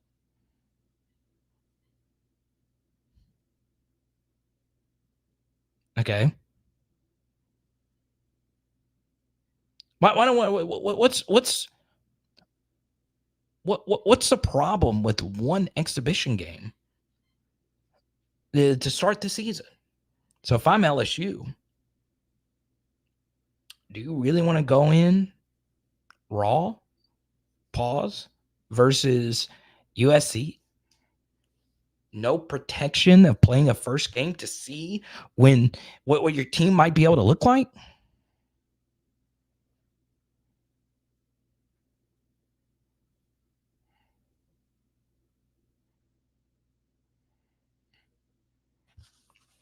I guarantee you, Arkansas and Purdue are very happy they played each other. Just to see what your team looks like.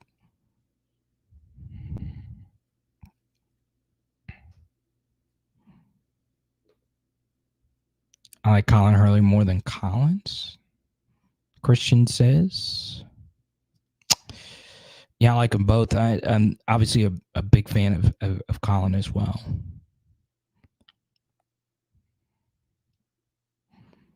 DJ says he's just waiting for before the injuries.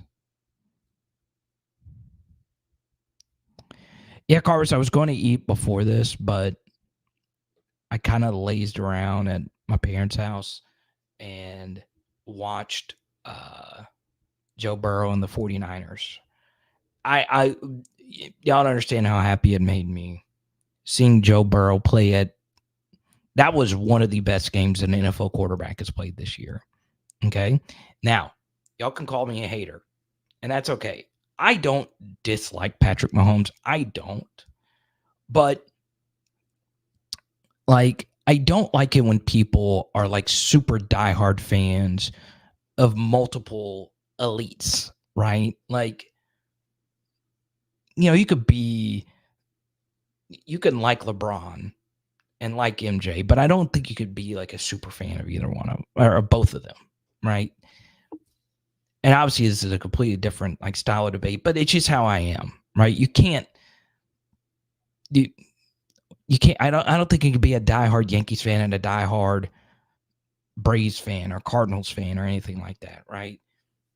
With the successful franchises, you can only have one that you really love, right?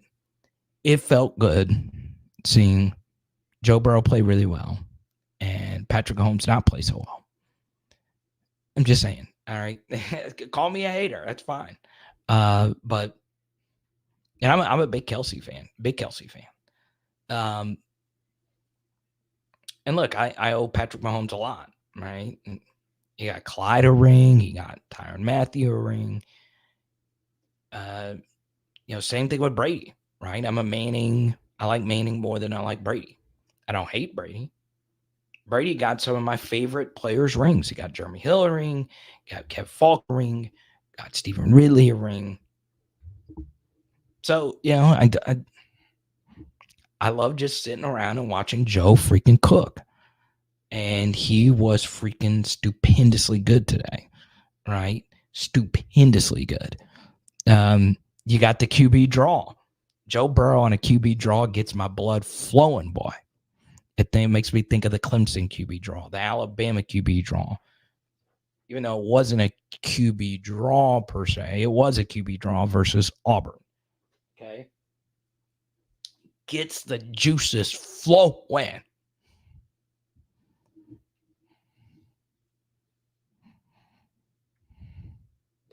Joe Cool. I just looked down at my phone. Justin Herbert is killing it tonight. That's crazy. That's crazy.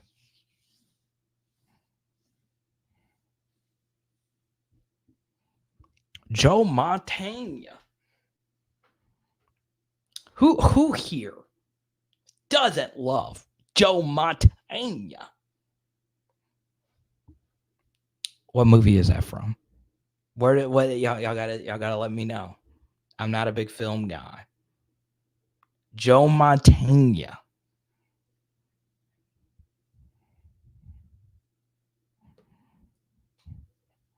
I know y'all got it in you. Wait, who did Gumbo tonight? I know who didn't do Gumbo tonight, Chance. I think the most cursed thing in the world would be a Lincoln Riley pot of gumbo. I don't think there is a concoction that would taste worse. I don't think there is a coach who could cook a dish that I would most hate. I didn't say this smooth at all. That I would hate to eat more than anything else than swagless, sauceless, seasonless, driest ass brisket I've ever seen. Lincoln Riley cooking a pot of gumbo. That would be horrible. I would rather drink hot dog water with a side of mayonnaise than eat a Lincoln Riley gumbo. Hey, Jason was right, man. Let's go to Bruce. Jason said he sent me a Venmo. I did not get it, so hopefully there might be somebody else that got the Venmo. I don't know. I'll look. I don't know when you sent it, Jason, but I saw your Facebook message a minute ago. So there you go. Bruce says House needs to call more DL stunts to increase pressure. Alabama likes to throw deep, and he needs to help the back end. Go Tigers. I couldn't agree more, Bruce. I couldn't. Okay. So what a defensive line stunt is, when you hear this all the time, a stunt is when a defensive lineman goes outside of the predetermined gap of responsibility that you would assume a defensive lineman to have previous to the start of the play, right? Now, there are run stunts and there are pass stunts, but essentially a stunt is just that. Now,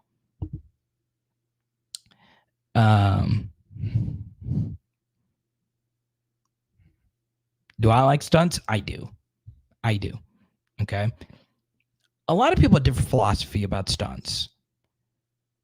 If I had Arden Key as a pass rusher, I don't need to stun as much because he can beat the guy in front of him. But historically, LSU has not really had a high volume of pass rushers that are good at just beating blocks in a passing situation, right? We've had BJ Ojolari, we've had Arden Key, had Glenn Dorsey. I mean, we've had some, right, that can get off, pause, blocks. But yeah, I like stunning. I like stunning. I do. Okay. I mean, for me, stunning is a habit. I mean, I'm just asking you a question. Whoever you are right now, I'm looking at you. Let me zoom this thing in. Okay. I didn't zoom it. I don't know why I did that. It's just like my laptop webcam. I don't have the fancy camera on tonight. I thought that would zoom in, but it just actually, hope you didn't get a crotch shot there. I am wearing pants. Sorry. My question for you is, have you ever seen a Chevy with butterfly doors? Okay. That's just a question. Have you?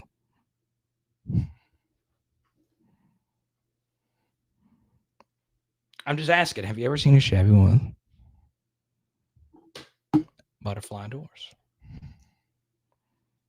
If you haven't, then stun's not a habit for you.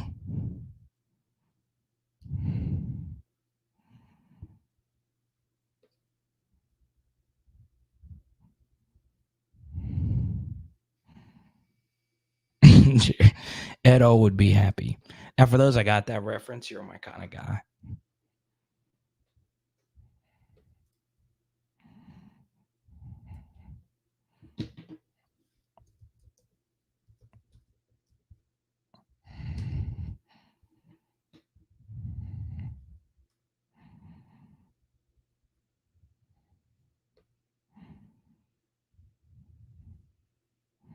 Dang, I knew you were on my level, Dante, especially after your Lil Wayne admission on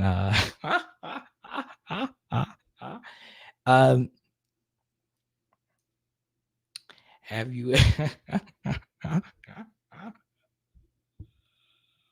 lot of people are like, wait, what? A Chevy with butterfly? Oh man. Carver says let's run more cover 2. I could see it. I could see a lot of 2 high in this game. Well, there you go, Sosa. Or Sun Devil, what, Bill? I like that. I like seeing fans of. That's how it is in the portal era, though. Like, you don't want the. Can I make it admission? Let me just make it admission. All right, publicly. You know, one guy that really struggled at LSU. Okay, he really, really, really struggled. Was Cole Taylor. Okay. I don't know if it was a fit in the offense. We demand a lot out of the tight end and what we do.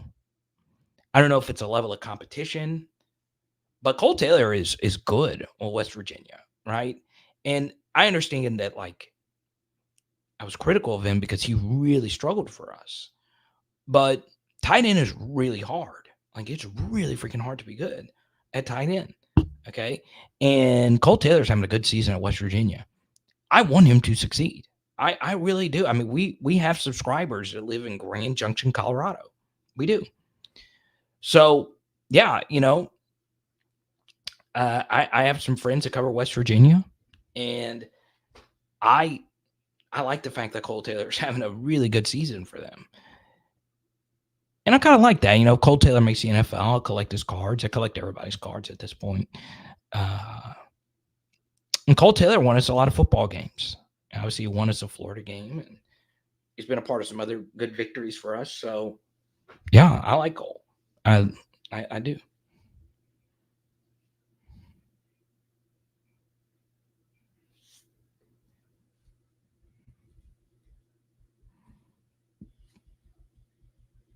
Now, player X coming in hot again. Drizzy over Lil Wayne.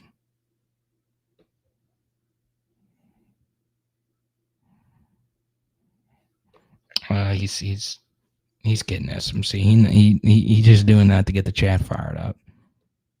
In Canada, you can roll with that. Not in the boot, man.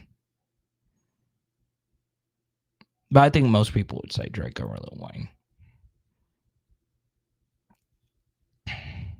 Look, it's close. I mean, Drake's got bangers, man. I'm still a little shocked that Dante was the only one that got the Chevy with the butterfly doors reference. I know it was random, but we had to get one in at this point.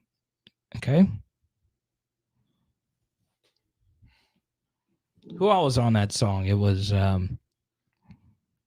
Jock, C Breezy, and David Banner, right?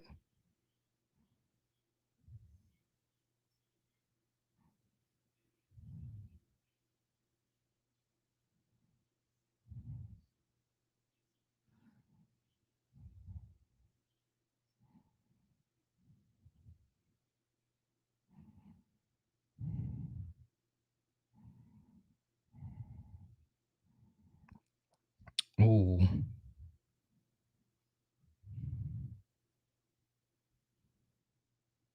I think Justin Herbert is going off tonight. Herbie will play good versus the bad teams. When it's time to get a big dub.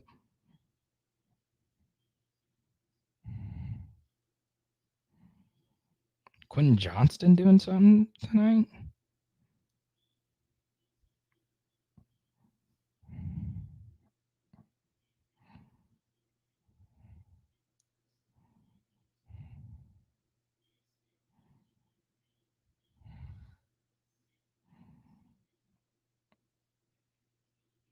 Ooh.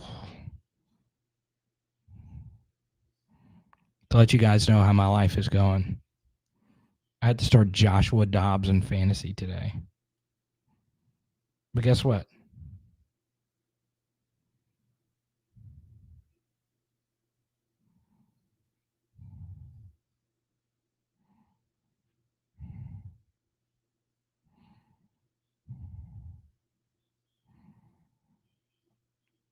Oh, God. We're having a playoff debate on Twitter again. The expanded playoff versus the non-expanded playoff.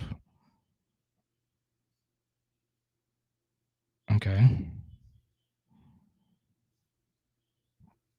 I'll say this again for the playoff people out there that wants expansion. Cool. I'm going to like expansion because I love college football. It does give us more marquee games at the end of the season. There are some benefits of a 12-team format, right? The only death, I think, to college football would have been a 16-team format.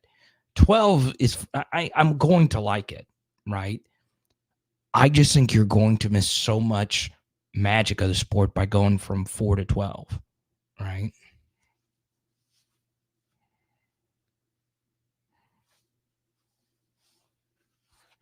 Now let's see where we are on supers. Okay.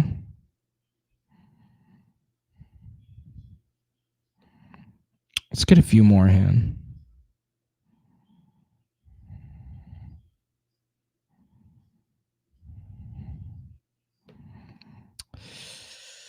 Man, don't get me started, SMC. I'm not even a Chiefs fan.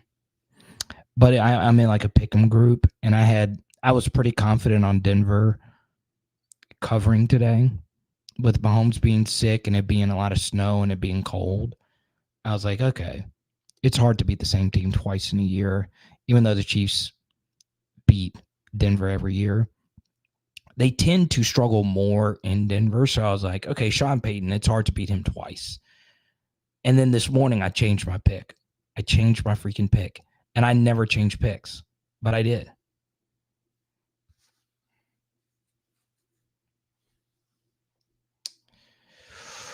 Ooh, Jared, he sat CeeDee Lamb for Cooper Kupp. That was a bad move. Yeah, it was a bad move. But you didn't know what? I haven't seen a second of that game. Right? I wasn't even paying attention to that. I was more so watching afternoon games than the early games.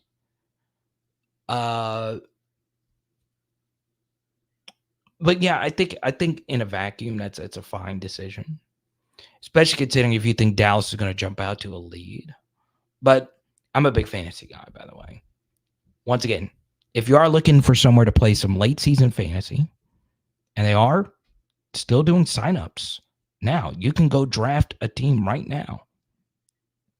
Please go sign up at Underdog Fantasy, underdogfantasy.com. Promo code Carter, just go check it out. If you're outside the state of Louisiana, you basically can play. Okay. Use my promo code Carter. It really does help out a whole bunch. Or you'll sign up. Promo code will be right there. There you go. Let's take a few more here. Yeah, David, we haven't talked enough about some of these collabs between Flau'jae and Lil Wayne. It's going to be pretty good.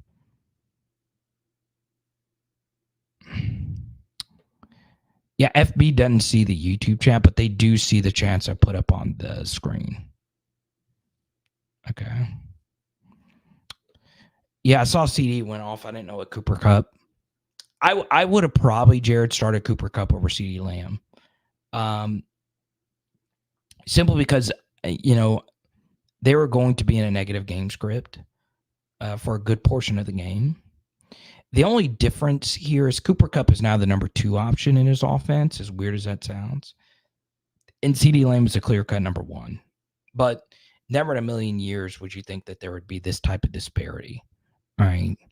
But CD should be an instant start in every lineup. So I don't know how loaded you are wide receiver where you are able to bench either one of those guys. It must be like a 10-team league or something like that. Or someone must have dropped Cooper Kupp, which is crazy. You should never drop Cooper Kupp. So, yeah, it's something else with the Discord. I do answer your fantasy questions.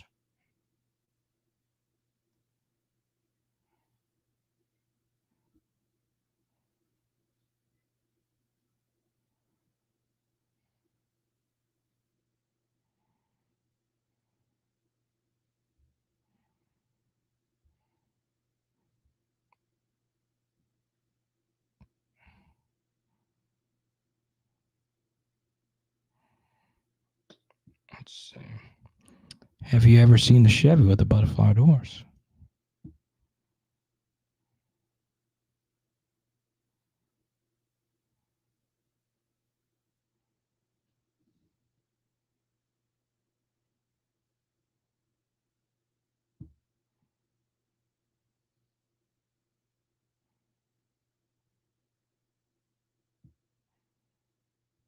Mm.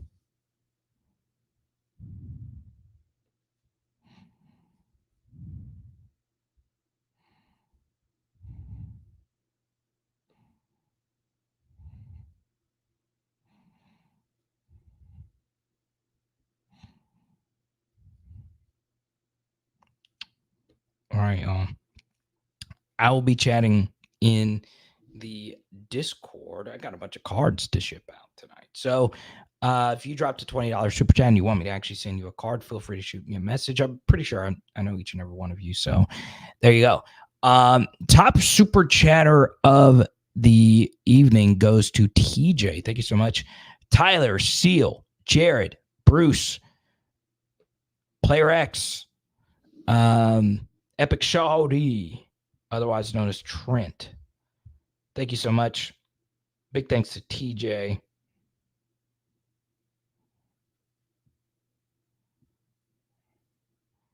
Branson.